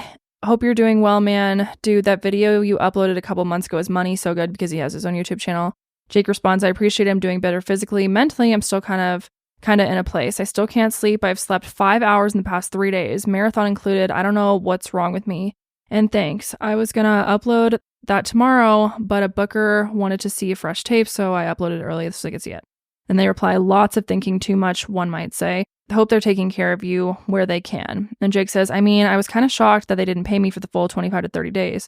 They pay me what I made up to that point. Like, even when they had to pull the plug for my mental health, the mechanism of the game is still at play. I'm just happy to be out. I still can't walk well, but it hurts less. And then he says, and like, I'm not famous enough to burn a bridge, so at the end of the day, I'm still Jimmy's bitch. Like, if I was Carl and he did that to me, I'd ruin him. Carl is Jimmy's like close friend who's on a ton of different videos. And then they say, and they want you to do it again, ... Like, that could be your leverage. If the guy breaks down also, 2 is better than 1. Jake says, yeah, you're right. I told them everything they did to me and that they can't do again in order to make sure that the other person doesn't break down as fast. But like, the way the video is meant to function is the problem. It's a bad idea, full stop. It sounds clickbaity, sounds right up Jimmy's alley, but it's morally unethical, like on every single level. There just needs to be off-camera breaks. I mean, not just that, but there needs to be some sort of humanizing aspects. I'm just against it in general. And then Jake responds with, off-camera breaks, lights off at night, visitation, take the marathon out. Marathon is a video itself. You can't expect someone to exert themselves like that for 45 seconds of content. That's the other thing, is his videos are so short. The marathon thing would have been less than a minute. God. The challenges really made it feel dehumanizing, felt like a parody of MrBeast. I felt like the homeless guy they could exploit. It felt like if Jeff Bezos had a GIMP. And then they respond, today, I held Jeff Bezos GIMP hostage, like as a, crazy title video, making fun of it. And yeah, it's really terrible. And Jimmy did exactly what we thought at the beginning. Can't he just stay another 10 days? Jake says, part of me wants all the footage burned, and part of me thinks there's a great horror cut in there. LMAO, he was so fake when he came in and said he cared about my mental health. And then he ends it with, he said, we also don't want you to S. And I swear to our Lord and Savior, he stopped himself from saying Sue. So technically Jake could have left whenever he wanted, but obviously from the internal MrBeast document, that Dawson shares, the ability to leave at any time option doesn't really seem that easy. Okay, so let's move into this. This is the internal document that we're talking about. When I saw this, I could not believe this is an actual company document. My jaw dropped. It's unbelievable. It's literally titled, How to Succeed in MrBeast Production. And like, who put this together? And did they put it together in like 5 minutes? Yeah. This is the most unprofessional thing I've ever seen. Yeah. Okay, so there's this section of the document titled, No does not mean no, which right there is fucking problematic because obviously there's the saying no means no, and he's basically like trolling that and making fun of it and recreating no does not actually mean no. And yes, and once you hear the context of it's horrible no matter how you shake it, but it's just such a fucked up sentiment to tell your employees no does not mean no. No does not actually mean no. Like, we don't care if you say no. Or if anyone else says no. Yeah. Okay, so they say when dealing, this is in a fucking work document, okay? How to succeed at MrBeast Production. When dealing with people outside MrBeast Productions, never take a no at face value. If we need a store to buy everything inside of, and you call the local Dollar Tree, and the person that answers says, no, you can't film here, that literally doesn't mean shit. Who puts that in an actual company document? That literally doesn't mean shit. That literally doesn't mean shit. Talk to other employees and see if any are fans or if any have kids that are fans. Try talking to their boss, their boss's boss. Have me, MrBeast, DM them on Twitter and try their social team, etc. After all avenues are exhausted and you are left with a no, that doesn't mean don't try the other Dollar Trees because the manager of those could be huge fans and willing to bend the rules. Basically, what so I'm aware trying of the power to dynamic convey is what we call pushing through no, in quotes. Don't just stop because one person told you no. Stop when all conceivable options are exhausted. This is one of many tools that when combined dramatically improve your probability of success when producing here. It's like funny because it's so ridiculous. Yeah, but it's like at the end of the day, what the fuck? Yeah, this really isn't funny at all. Like, I cannot believe this is how he is running his company. It's so shocking. And I feel like an idiot for a few weeks ago being like, he's really professional. He's so driven. I don't think he'd be dumb enough to have like, I just guess someone like Ava around if he knew. And now I'm like, seeing this, I'm like, maybe he really is. I think honestly, we were just being naive to think like the biggest creator in the world clearly has to have this shit running smoothly. Yeah, that's just what I thought. Yeah. Clearly, we were success, wrong. And like, I thought he was such a professional in business. And I felt, especially with how many employees he has, that he'd have like someone who knows what they're doing. No one at any point was like raising the red flag, like, we probably shouldn't put shit in our document. That literally doesn't mean like shit. No, oh my God. This is so wild. Yeah. This video blew my mind. Yeah. It's ridiculous. Summer is coming to an end, and that means back to school is here. And you know what comes with back to school? Tons of new purchases, backpacks, school supplies, clothes, you name it. You're spending a lot of money, whether that's on yourself for back to school or your kid for back to school. Regardless, things add up and start getting really pricey. But you don't have to stress about the cost. Use Ibotta and get cash back on all of your purchases when you stock up on all of your back-to-school essentials. Ibotta is a free app that lets you earn cash back every time you shop. Earn on hundreds of items from groceries to beauty supplies, even toys, so you can make sure you're beating inflation no matter what you're purchasing. The average Ibotta user earns $256 per year, which is absolutely crazy to think about. And that could cover the cost of an entire shopping trip, that flight you've been eyeing, or the fancy dinner you've been craving. And other apps give you points that don't really amount to much, but with Ibotta, you earn cash back that you can withdraw to your bank account, PayPal, or gift card. Simply add offers in the app, upload your receipt, and voila, the money is yours. And you can save on over 2,400 brands and shop at over 1,000 retailers, including your favorite grocery stores, Lowe's, Macy's, Sephora, Best Buy, and more. It's time you join the over 50 million users who use Ibotta to earn cash back every time they shop. And right now, Ibotta is offering our listeners $5 just for trying Ibotta by using the code SESH when you register. Just go to the App Store or Google Play Store and download the free Ibotta app to start earning cash back and use code SESH. That's IBOTTA in Google Play or App Store and use code SESH. Okay, so Jake went over a couple other things. We don't have time to go over every single little thing, and I definitely recommend checking out these videos. We'll have them linked below, and possibly the third one too if it's out by now. But in the video, Jake continues to share more of his thoughts on Jimmy and how he thinks of him as this awkward kid, and that Jimmy just wants to be the best YouTuber so badly that he'll go to all lengths to make it happen. It seems like he never really grew out of, like, I don't know if you knew this, Sydney, but like years ago, how he really got his start, as far as I understand. I remember seeing videos of him where he would just like repeat a word for like 12 hours straight or maybe longer. He would just say like, subscribe, or like some phrase or something like that. That's how he had his first viral video, was something like that. Yeah, it was something like that. And it seems like he just never grew out of that. Like he really acts, he's like conducting his business as an awkward kid. And then at the end of the video, Dawson brings up the recent Ava Chris Tyson situation and asks Jake if he ever witnessed or heard anything about sexual misconduct at the company. And let's take a look at what Jake had to say about that. Sometimes there'd be like an offhanded joke that's a little gross. I mean, I'm a stand-up, so I'm very desensitized to that. I didn't hear anything that was like, whoa, that's crazy. Because when I got there, it was like 2019. So I guess if the timelines add up, that would have been like handled, for lack of a better term. And then they started bringing more people on. Maybe they thought they had that under the rug. When I saw it, all that stuff started coming out. Just the potential that Jimmy could have been in those Discord chats, or even the potential that he participated in those Discord chats. After the shit he did to me, I don't care what happens to me and my career and reputation after this. I had to say stuff. So whatever happens at this point. He's basically like, yeah, Jimmy knew. Yeah. It seems like he probably really did. Yeah. God, it was stupid. For what? And then this is where it gets even crazier. Jake basically alleges that Jimmy employed a known sex offender while working there. Yeah.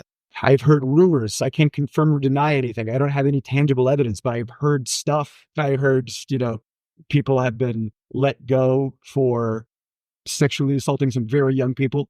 The idea that Jimmy didn't know, or that Jimmy was covering stuff up. He didn't want stuff to come out. He's very careful about his image. The tangible proof that he knew but covered it up. How do you prove that, Well, there was a known sex offender, registered sex offender, convicted sex offender on the registry and everything, who worked there. From what I hear, I can't confirm or deny. From what I hear, he's on the registry for doing some not great stuff to some underage people. And they knew that. And he's working at a channel that has underage people on and around and is targeted to underage people. And they covered up the fact that not only did he work there, but he was like the manager when it all started. That he knew, and because he'll be in videos, he'll be in thumbnails, he'll be around. And whenever he is, he's wearing a mask. Why would you wear a mask? Why would you conceal your face? It's like, what are you concealing?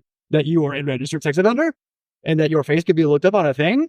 How much more can you literally cover up a sex offender with a physical mask? Like, do I have to, is it more on the nose? Or I don't know why they let him go, because there's rumors back and forth, so I don't know why they let him go, but he did leave at one point. Even if that guy didn't do anything, they still knew about it and he was still around. And what if he's one of the people in the Discord servers?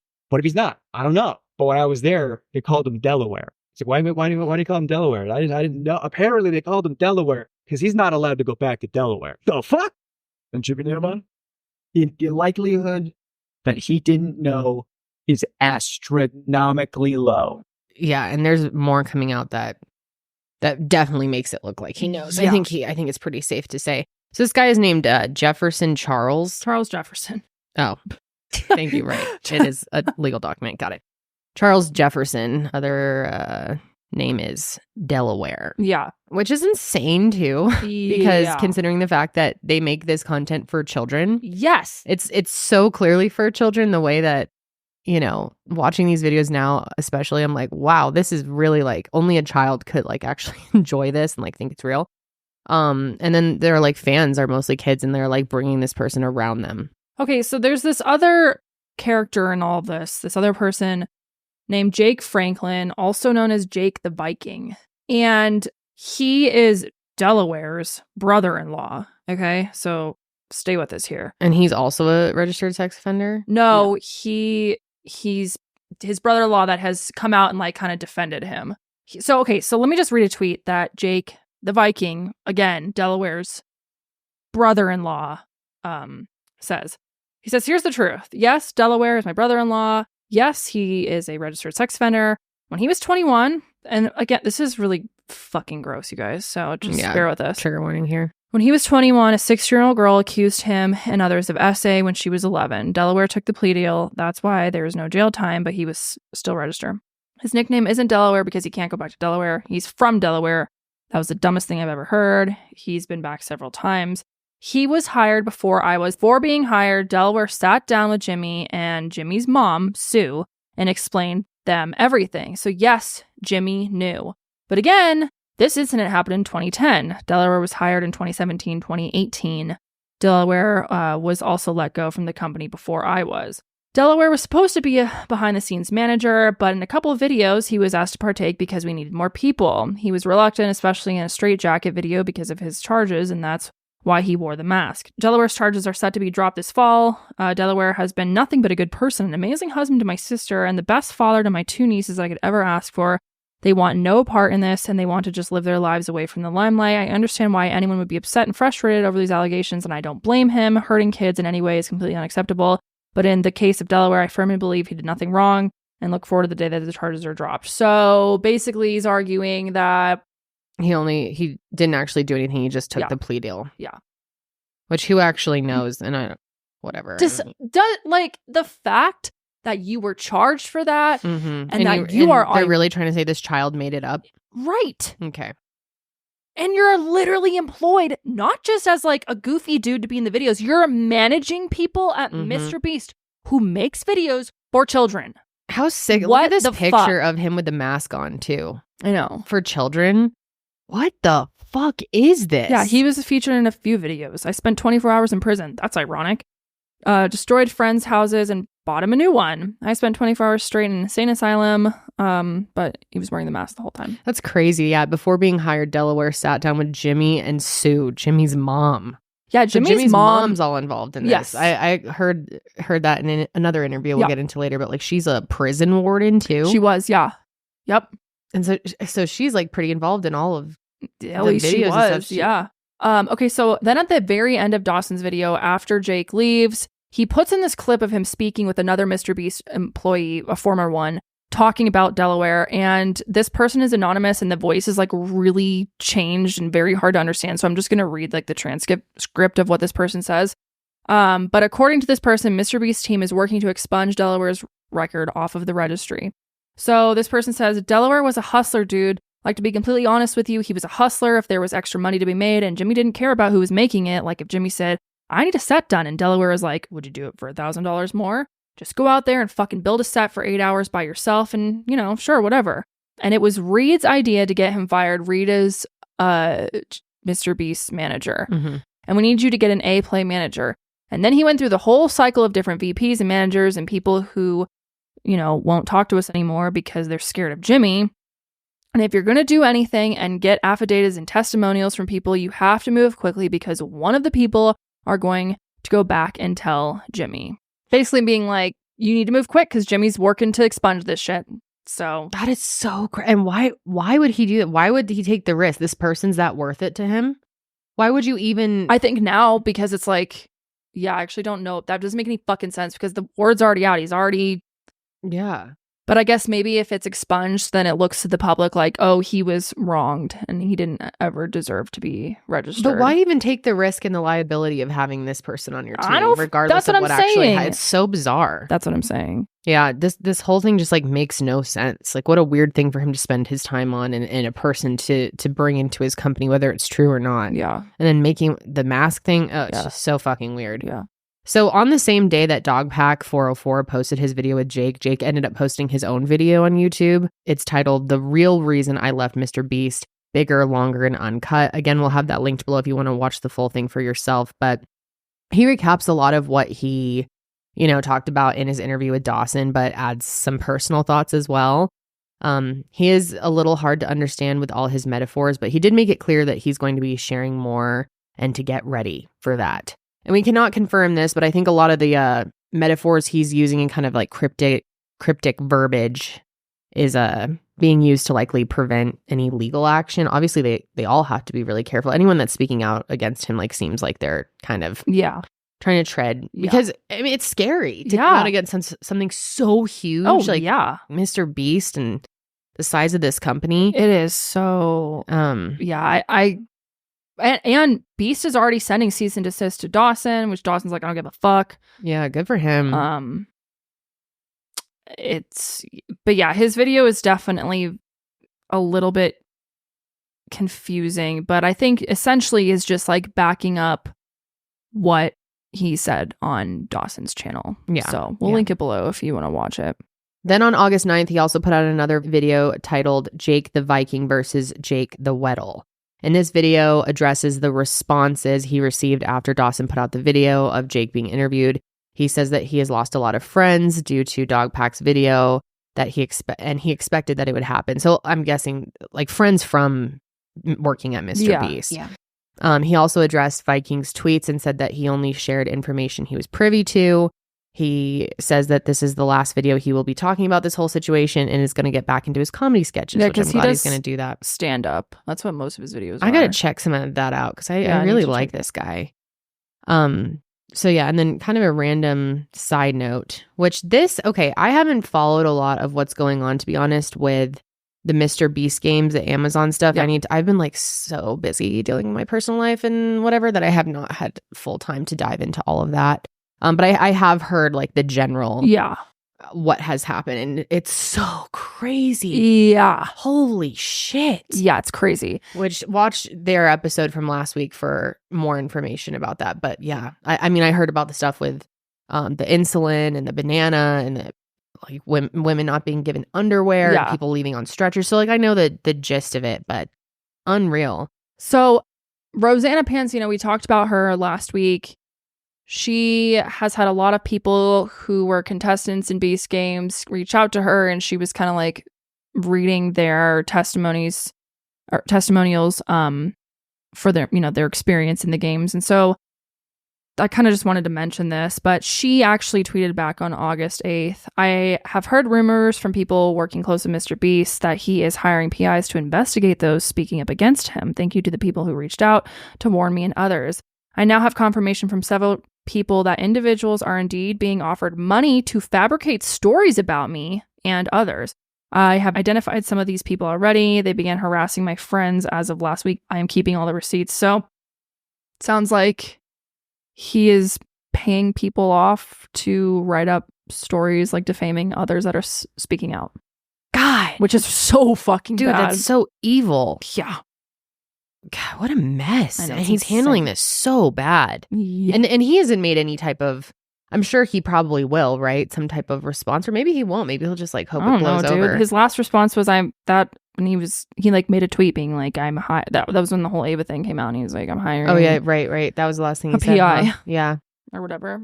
Internal investigation. Mm.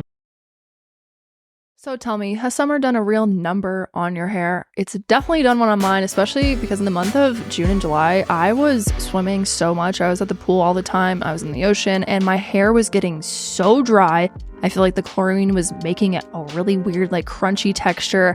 And I desperately needed some good hair care to help keep the locks healthy. You know what I'm saying? And the fact is, even if we're not aware of environmental changes in our day-to-day life, our hair certainly is. And that's why I recommend Prose. Ever feel like beauty products just aren't made for you? I used to, until I tried Prose. Each and every bottle is made to order based on an in-depth consultation that covers everything from your beauty goals to the weather and water where you live. From millions of possible formulas, only one is uniquely yours. And Prose only uses naturally powerful, proven effective ingredients, selecting from over 185 clean ingredients to target your specific concerns and goals. And it's not just custom hair care, they also offer custom skincare to help you put your best face forward. Since I switched to Prose, I've noticed that my hair definitely feels a lot softer and healthier. Like I said, it was getting real crunchy, especially the ends with all the chlorine that I've been swimming in this summer, but Prose has really helped with that. And Prose is backed by more than 500,000 5-star reviews. And with the Prose promise, if you don't love your first order, it's on Prose. Prose is so confident that you'll love your results that they're offering our listeners an exclusive trial offer, 50% off your first hair care subscription order at prose.com/sesh. That is such a good deal, you guys. That's prose.com/sesh for your free consultation and 50% off your custom routine. prose.com/sesh.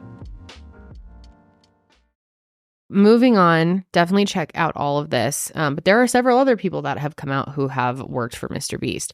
So this other guy, Turner, went on the H3 podcast and did an interview. Now, he's actually from Big Brother. Yes. What season was he? He's from like 2 seasons ago, I want to say.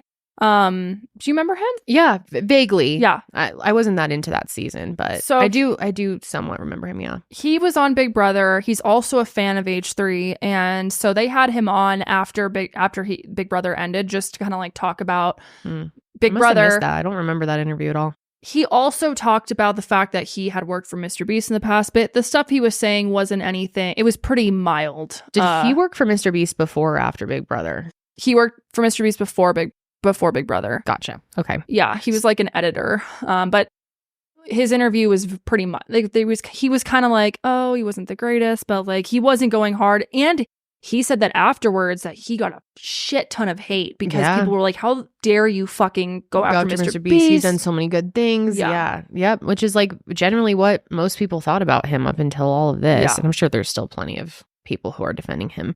But yeah, he went on H3 last Friday, August 9th. So if you want to check out the full interview, we'll link that below as well. But he spoke out about his experience. And yeah, he did talk about how he's like held back on a lot of this because he's like afraid of it. Like he talked about how he would like tweet about things about MrBeast and then delete it after a couple seconds. Yep.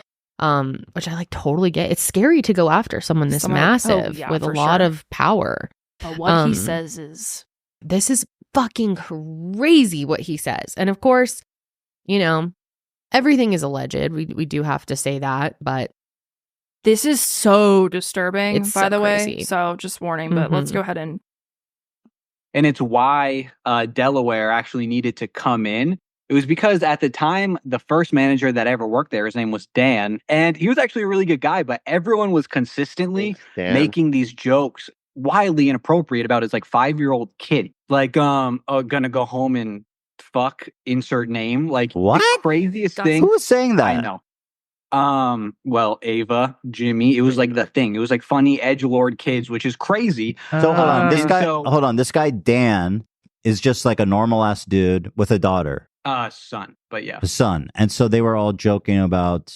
They would make these like crazy jokes, and one day we were filming the video playing Fortnite in the middle of the ocean, and one too many jokes got said, and bro flipped. Like, understandably, he couldn't take it anymore, and he took a cameraman and he threw him into the water, and it was a whole big problem. And so then the next day, he was fired.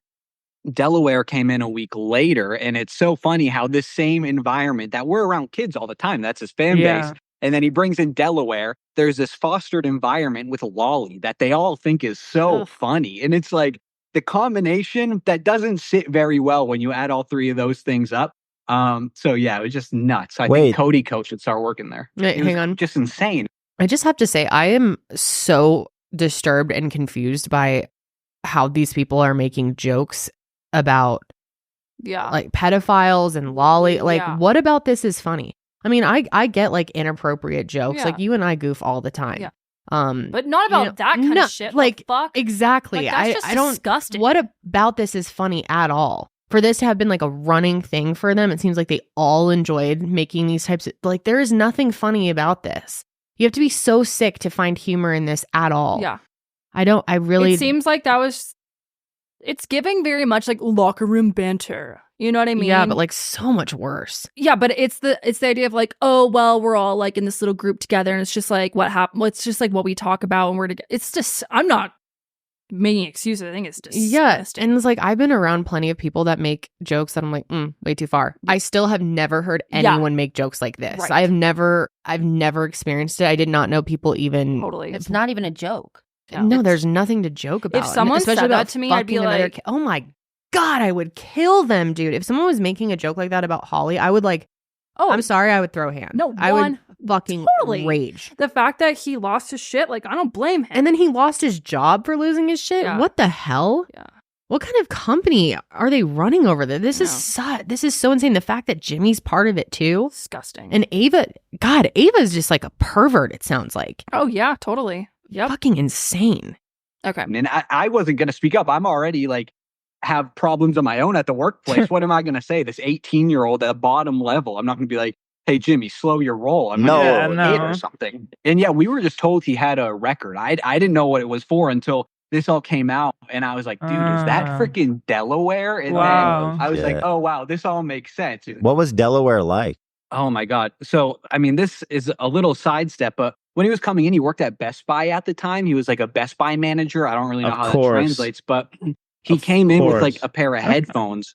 He was kind of a dick. So I went to Best Buy the next day. I didn't know he worked at Best Buy to return them. And he's at the counter of returns and he's all pissed off. And I'm trying to return his stupid ass gift. So I'm like, Delaware, bro, you suck. Sorry. He was working in both places?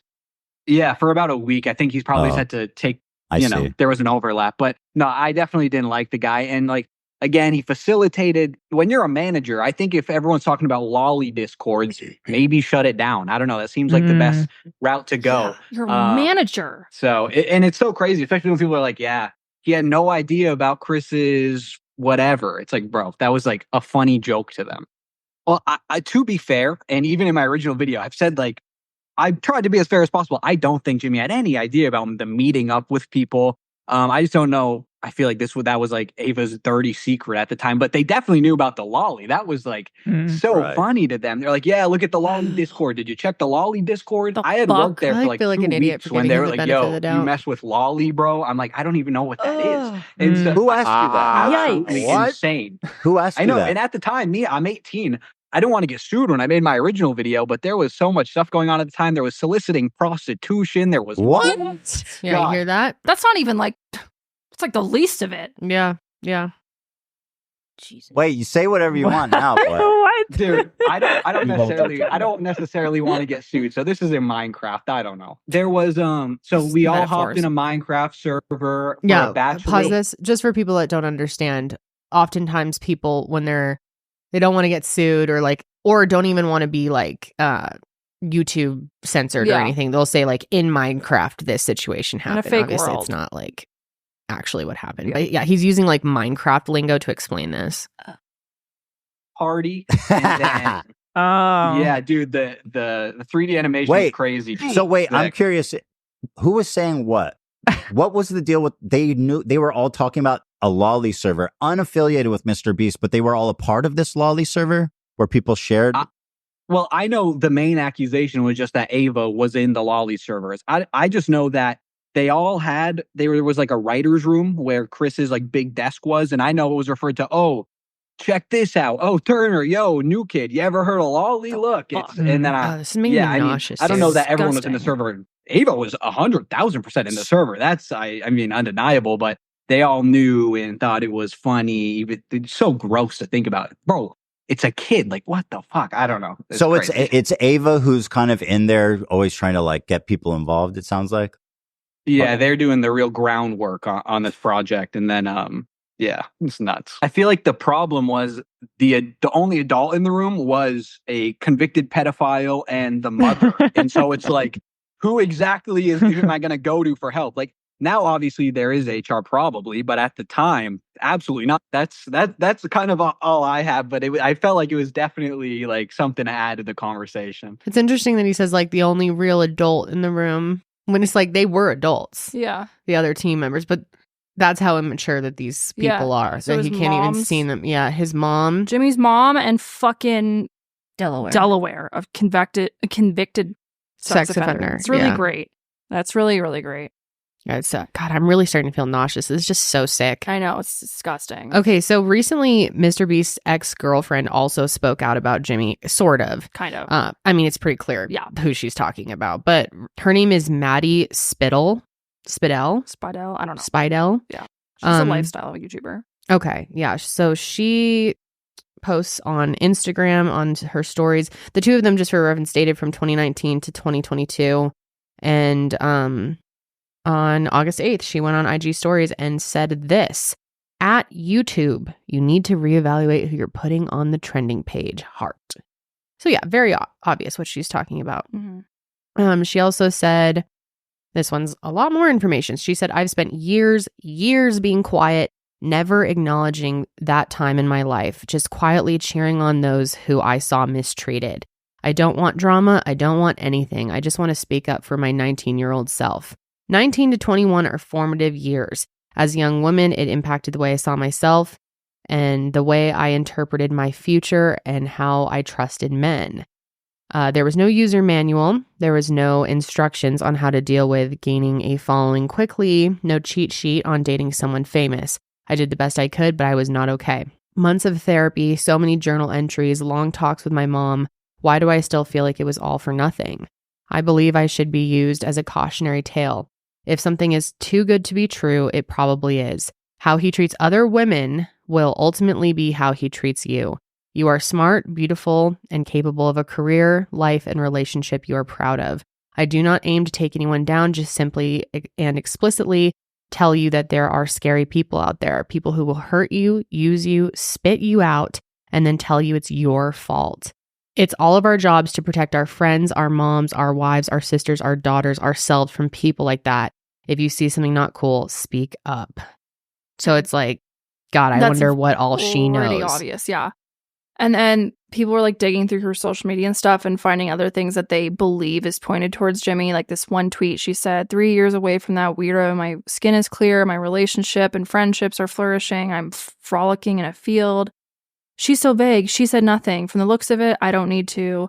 Not putting myself through that shit again. Thanks. God, crazy. Yeah. What the fuck did he do to her? I don't know. Assuming this is about him. Weirdo. Oh, I'm sure it's about him. She had this TikTok that she's like reading a book, and it's like rereading journal entries I wrote 1.5 years ago when I was getting nonstop death threats and hate mail from my ex-boyfriend's 12-year-old stans for simply existing. People have accused her a lot of like just doing this for clout and attention, which I think is do that to everyone. Stupid. People are doing that to Dawson. People are doing that to Tucker.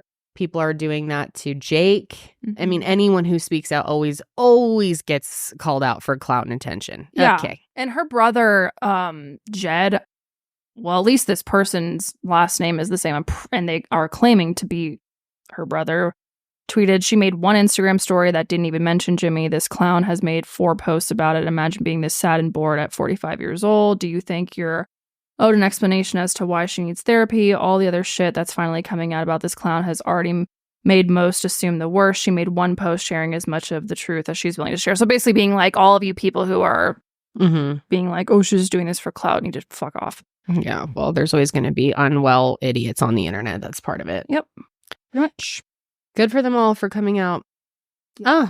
Speaking of which, though, there is more. Someone else has spoken out. Ty Orr. So I watched his video last night, and it got a lot of criticism, which I will explain why. But one of the biggest criticisms was that it was like really wordy. But it's like his story. He's venting. I totally get it. But yeah, his name is Ty Orr. He's a YouTuber. However, he talks about how he has found that he is best behind the camera. He's really proud of his work as an editor. He seems like a pretty good editor to me too. But he titled this, I also worked for MrBeast. He's a thief. And he starts out by saying he had always dreamt of being famous, but found his passion, like I said, in being off camera. He has edited for another channel called House of Highlights that has 14.8 million subscribers. Jesser that has 20.3 million subscribers. God, yeah, he's worked for some massive channels. The Game Day, 67.5 thousand subscribers. MMG, 2.8 million. Just to name a few, but it sounds like he's a pretty credible, talented editor. He also did the 2022 NFL playoff commercials. So yeah, done some good work. Earlier this year in February, he was offered a job at MrBeast. So this was just months ago. He has all the receipts for this as well. But he wasn't an editor. He wasn't going to be brought in as an editor. He was going to be brought in as more of like a creative, and he'd be coming up with video ideas and concepts. And he said that he'd be given a title and a thumbnail and then told to make a video out of that. So that's interesting that they work that way. They start with a title and a thumbnail, and then they come up with the concept after that. That is interesting. Well, they're the type of people, which you can see on here, that they like write out everything that's happening in the video. Like there's a script. There's every little piece is written out before it even goes into production. It's so weird. Which I guess like that's how actual TV shows are. And that's what he's become. It's become like an actual TV show. Yeah. I mean, he gets way more views than most TV shows now. Yep. But there was an example he used when Jimmy would tell him the title, I blew up the world's most expensive tank. So that's what he gives him. Like, here's the title, now make it happen. Flew up the world's most expensive tank? I guess. Okay. So this is how it all started. To give you a rundown, again, you can go watch his full video if you want, but Ty received this email from Dylan, who is one of Jimmy's employees, that said, "Hey, thanks for submitting your info to our casting team. We received your submission, and at this time, we're fully casted for our current videos. Working at MrBeast, we are collaborative first, and I was forwarded your submission. If you are interested, I would love to chat about a potential full-time or contract role work on the MrBeast creative team." The subject line of this email confused him because he says he doesn't remember sending or receiving the first message or even submitting an application, so he thought it was a scam at first, but after he looked into it some more, he felt more confident that it was real, so he responded. He says, "Dylan, sorry for the late response. I made a reservation for a call Monday at 2:30 MST. I hope to chat as well, and we'll be looking forward to it. Anything I should have to better prepare for it. Very respectfully, Tyron Orr." So then Dylan invited Ty to their first interview or meeting on February 5th, and it was a quick 15-minute meeting, probably just for introductions. And he shows the screenshots of all of that. After this, he was invited to another video call meeting. This was with another two people, Hoodie and Kara as well. It also seemed like those meetings went well because it was followed by an invitation to visit North Carolina for a vibe check. Which, like, this, like, what the fuck kind of company is using this type of language? Come in for a vibe check. It literally says vibe check arrangements. Yes. We'd like you to come in for a vibe check arrangements. If possible, we'd like you to come in for 3 days at some point next week. God. I've got our recruiting coordinator, Leslie, CC'd in this email. She'll help you figure out which days to make it. That is so strange. And she'll help you with your travel arrangements. So, like, what? He's going to go in, meet everyone, chat with them, see the vibe. See if we like you. So he gets along with people working there, and if he's a good match, then they'll proceed with the hiring. Yeah. Mm-hmm. So he says that this next email is the most important one. They want him to send in a video prompt out of 2 options that they sent him. So they send him these 2 prompt ideas, and he's able to pick which one is most interesting to him and then, like, come up with a concept for the video. The first is world's most dangerous trap room. And the other one is 24 hours to spend $1 billion. And he said he decided to go with the most dangerous trap room. He felt like the spending $1 billion was, like, basic and boring, and he wanted to really challenge himself. So he came up with a bunch of ideas for this video, and let's hear it from him. We're taking a look right here. I have the prompt, and it says the world's most dangerous trap room. And in my intro, I have PT hallway, I have the elevator, I have the Squid Game's glass challenge, I have bloodthirst, and I have mole maze. And within these things in my prompt, I do have, like, variations. So first one, I see the variation. So right here, underneath elevator, I wrote one thing. The ultimate goal is to escape the elevator before it reaches the top floor and the bottom falls out beneath you. But I also have a second variation. Pick, lock, tool, groove, chain in the wall. Goal is the same except the elevator moves a little faster. Move the chain, object, lock, pick, tool to unlock the locks on the roof and the elevator reaches the top. So, you ever play those games where there's like a little plastic thing and it has grooves all over, it's like a maze, and you gotta move that ball through it? Well, essentially that's what I did for this video, except you're chained to the thing and you gotta move the ball through the grooves with the key that has a key on it, so you can reach one lock. And there's locks on each 4 corners of the elevator. So when you get this lock, now you gotta go through the maze again. And now you gotta go and take this lock out and unlock that so you can escape the elevator. If you don't, the whole thing just plummets to the ground. I thought that was a pretty dope idea, right? So I did that, but I also made 2 of them because I wanted to make a variation of it. In the second variation of the Squid Games, I say Mario style, floating obstacle course. Instead of using floating blocks, which is impossible, we will use floating rack hoisted by 4 cranes. Floating rack hoisted 200 feet in the air. Each section of the obstacle course will change depending on the distance made. Start from one platform to another to advance. Safety harness will be eliminated due to the net underneath the platform. So basically, yeah, he's just describing, like, piece by piece how his video ideas would go. So then he actually he's out there, and on day 2 of his visit, he's floating around the creative rooms before Hoodie, whatever employee Hoodie is, told them to go into the room where they were writing for the world's most dangerous obstacle course. In the writing room, I guess there are these, like, dry erase boards where you can just write down anything as it comes to mind so that you don't forget it. So he started writing a lot of it down, and he has screenshots of all of his explanations for everything, and actually has a diagram of what it would all look like. Yep. I'm sure this was so exciting for him. Oh yeah, to go in here and like get to be in this creative with MrBeast. Yes. Like, oh my God, he must have been on such a high. And they did tell him like, no, if there was no budget and no restraints, like do whatever you want, just like get completely creative with it. So there were some obvious like logistic things that needed to be sorted out, but at the end of the day, the creative team like loved his idea. Told him, they like totally gassed him up. This is great. Yep. We're really excited with you. And then later that day, he had a meeting with Jackson, who is the head writer, at 9 p.m. And the meeting went on till about midnight. And Jackson tells him that they're going to need all hands on deck for this project and asks for any other ideas. What else can you give us? And Ty tells him all his ideas for this video, including the variations. And this guy loves it, Jackson. So now the video is in production, and Ty said the budget was $1.7 million, but it was raised for $1.7 million. I wonder what the average budget is Me for his too. videos. I'm so curious. That's so crazy. For a YouTube video. Holy fuck. God. I'm sorry. That is just mind blowing. That was basically the budget of our Derpy. That's right. Could you not tell? What was the budget of the Derpy? How much Couple did you end up $100. spending? Really? I don't know. What do you think on It our was like supplies? a few buckets and some blow up cows. I'd say probably around $100. Well, we had our camera equipment. And we produced a 20-minute or 50. How long was that? 20, I think it was like 16 minutes. Yeah. 16 minutes. Suck it, MrBeast. On $100. And way better than anything you've ever done. Oh, no. Anyway, if you didn't see that, by the way, we'll link below. Yeah. We're going to upload it as its own separate video. So much fun. I want to do that again. Anyway, back to the story. But everything seemed to go great for Ty.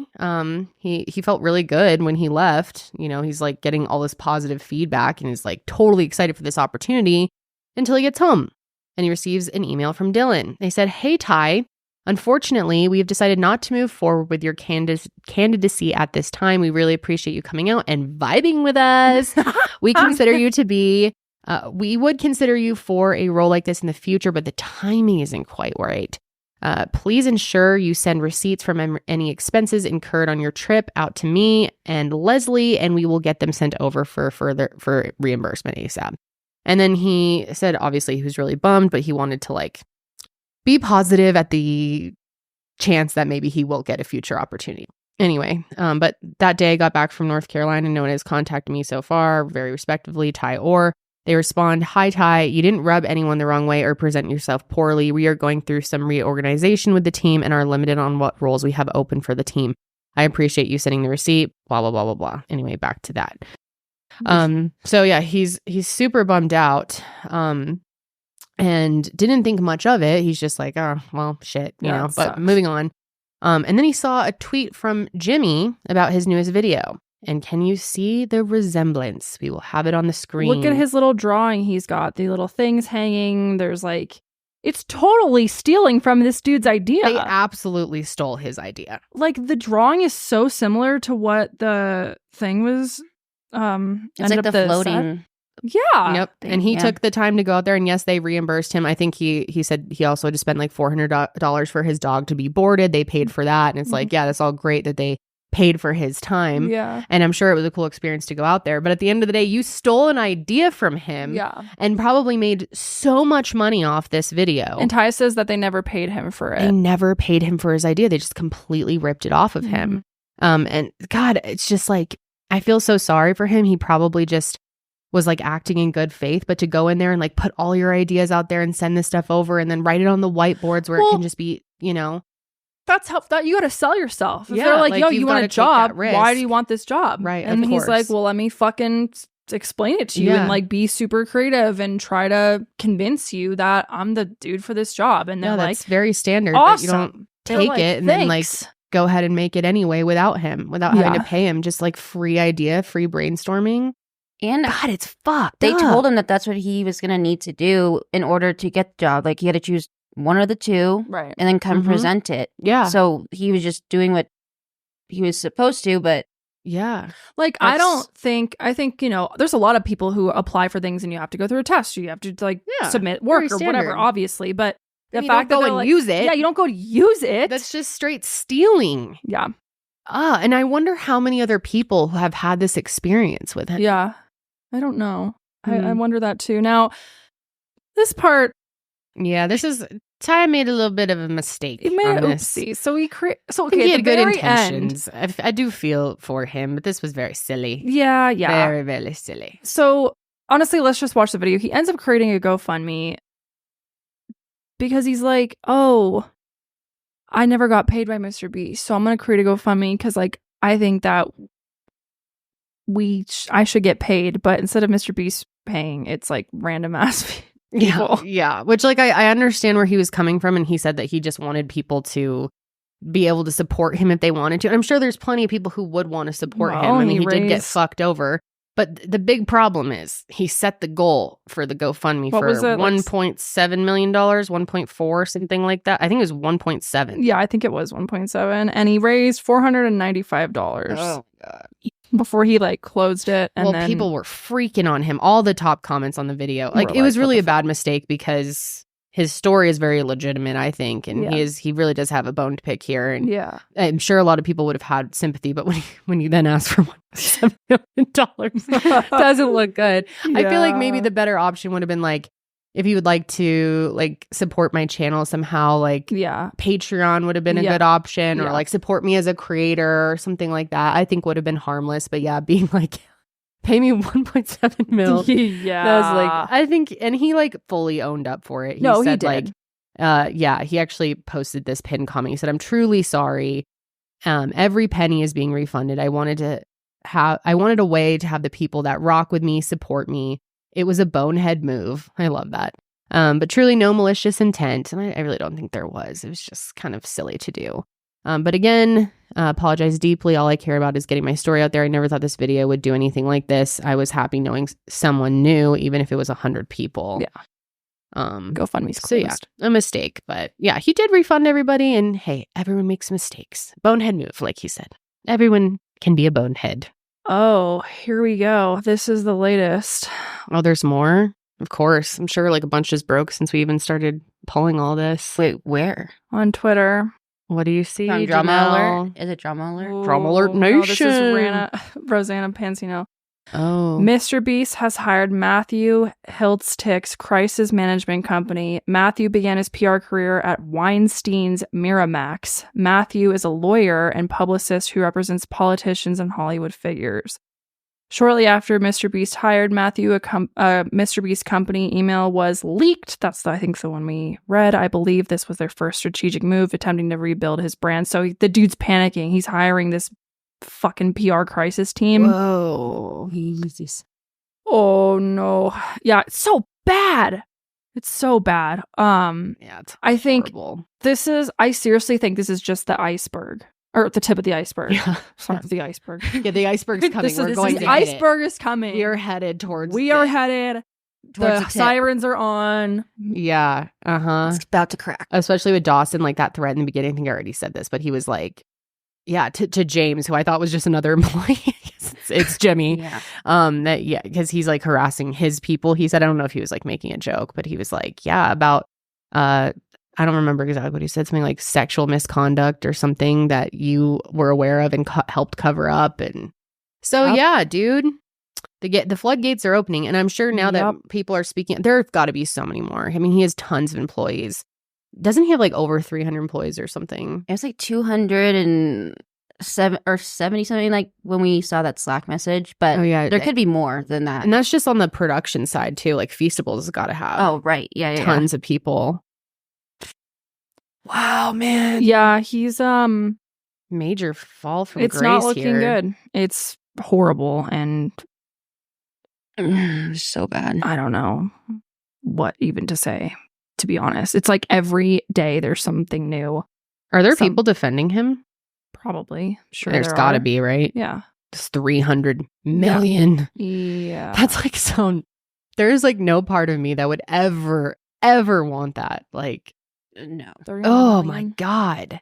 When is it enough for you, dude? No, I don't think I don't think he knows how to stop. Supposedly his current girlfriend, Thea Boysen defended him, saying half the things that are said are not true. I wouldn't be with him if they were. Oh yeah, he does have his current girlfriend, huh? Mm-hmm. Did you see his little toy he came out with? Oh yeah, he's like Bad making timing. a toy line. Yeah, he made a toy. Ah, so weird. He like knows the demographic. Chocolate and toys. He is so like after all this, it's just like he's so creepy and that dude, so creepy. Ugh. I have such a different view on him now. Yeah. God, I really was inspired by him for a long time as a creator. Just like seeing the power of a platform and what you could do with that was always like very inspiring to me. Now I'm like, wow, did you really ever care about any of that? All you care about is fame.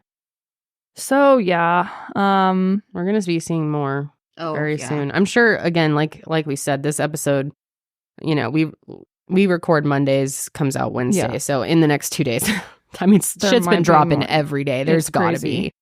So we will probably touch on this more next week. But yeah, I feel like it's a really important discussion to have for several reasons. And I'm glad we're talking about it. But yeah, we'll probably be talking about it again next week. And possibly for a while. In this story, like Janelle said, it's just starting to crack. There's got to be so much and more. I think there's probably more that's out. Like we did our best to find everything we could, but I'm sure there's things that, you know, we missed as well. Yeah. Do you think YouTube's like totally shitting themselves? Like, I don't think so, because I think YouTube is very much it's a kind of an ecosystem, and I think obviously MrBeast is really important, right? And a huge part of, you know, I would say a part of the revenue, but it's not. I think YouTube's not going to make or break them. Him. Right. No, and I'm sure they've always like thought there could be a day when Jimmy goes down. We can't like make our whole business. Exactly. Yeah, I don't think they're really I don't think much they really care, to be honest. Wow. Honestly, it might be helping them right now, at least, because everyone's. I mean, the content is insane right now. I wonder, like, if anything else is going to come out about other people on the crew. The other person that I've seen that I've always, I mean, like I said, I've watched a handful of videos, but I always kind of liked that Chandler guy. Apparently he quit. Oh, yeah. There's like drama about that, but there's nothing confirmed. Yeah, I don't know exactly that whole thing, but there's dude, good for him. I'd get the fuck out. Is that he's quit. Or he's going to quit. I hope nothing comes out about him. Ava's like fucking horrific, like pervy freak. Like what the fuck? I'm so disturbed by her. I know, it's disgusting. Ugh. Yeah, truly, this is a really sick situation. But yeah, that's it. Leave us your comments and your thoughts down below. God, Jake's video really. That was so heartbreaking. I know to watch. I really feel for him. I hope people really come out and support him. Maybe he can. Just the thought of being in a solitary. You have no windows and the lights. Dude, if I had to sleep with these 4 lights on right now, I'd be so for unwell. Multiple days at a time. I could do that. And there's an ice cream machine, like he said, it was either or smelling like spoiled milk, and then like a lukewarm hot tub that has no filtration system. How sick! And you're being recorded 24/7. You can't like have a moment to yourself to just like scream or cry because it could be used as footage. Horrific. Truly. That's so insane. Sydney, will you pull up just MrBeast's channel? I kind of want to like take a look at like what his recent videos are like. Not like we don't have to watch them. I just kind of want to look at the channel page before we wrap up here. MrBeast. I just built this bunker. God, it's annoying. I just built that. Dude, and the thumbnails are whack too. They look like he's like AI. They are. What do they say? Sure, can you zoom in? Complete AI. You know me. I can't see shit. 10,000 every day you survive in the wilderness. 50 YouTubers fight for $1 million. I built 100 houses and gave them away. Is that Logan Paul? Yeah. Yeah. He fought for $1 million? Who knows? Is that KSI? Survive 100 days in a nuclear bunker. Oh, that's the one that was the bunker one. Protect the yacht. Keep it. In 10 minutes, this room will explode. How stupid is this? No, it's not going to explode. I know. But people watch it. It has 117 million views. That is so good. His view ratio to subscribers. There's one that has 215 million views. He has 300,000. That one has 207 million that's views. What I'm saying. I survived 7 days in an abandoned city. Do you know I saved 100 dogs from dying. I remember posting that on my story being like, oh my God, I love that. I've saved a bunch of dogs from shelter. Dude, I've got to say, like, there's been so many, like, I've never actually watched any of those videos, but I'd see like people talking about it or like articles. And I was like, wow, that's so cool that he's doing stuff like that. Like, remember he did the whole thing. He built like a bunch of wells. Yep. And brought water. And like now I'm like right here. everything. I built 100 wells in Africa. Yeah. Yeah. That, I mean, that's huge. Like that's a real impact. So seeing, and I never watched that, but like, I don't know. I just was like impressed by it and inspired by it. Like what you can do. Mm-hmm. Damn. And they're like all under like 20, I would say all under 30 minutes. Yeah. $1 versus $1 million house. What does that even mean? Like comparing the two, a $1 house versus a $100 million. Like, what's the point of that? Just, I don't know. World's most dangerous trap. Yeah. God, these are so weird. Will you look up what's his most, like just sort by most popular? I just built this bunker. God, it's so annoying. There's a reason why I can't watch this crap. Oh yeah, and look at that subscribe for a cookie on the top. Okay, here we go. This was 2 years ago. 456,000 Squid Game in real life. And that has how many views, Sids? 644 million. Fuck, dude. That's insane. Wow. And what is it? It's the Squid Game. Oh yeah, Squid Games in real life. Which isn't that is that kind of what the MrBeast games is? Yeah. It's supposed to be Squid Games-esque. Yes. I think so, yeah. I never watched that show, but that was like a it was big. That was a Korean show, right? Yeah. And it was about people who were like competing in a competition, but it was real, like you could be killed. It's kind of like Hunger Games vibes. Like you literally are killed. Obviously, it's fiction. It's fake, but right. Yeah. But yeah, that's the I ain't premise. watching that. So he's doing like a real life. Gary.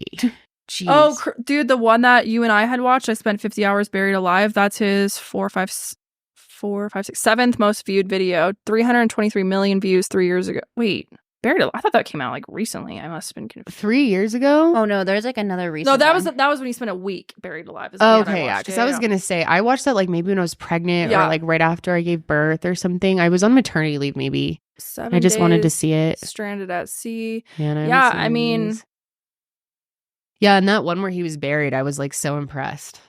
And now I'm like, was it even real? Okay, the part that got me was when he was crying. Yeah, he was crying. I felt so bad for him. I was like, wow, he's so down to earth. Meanwhile, God, Jake is like, oh, you know how? Because when Jake was like, oh, you're going to make me cry. I've seen him do that. Oh, yeah. I knew exactly. When he brought that up, I was like, I know exactly what you're talking about. He does the like,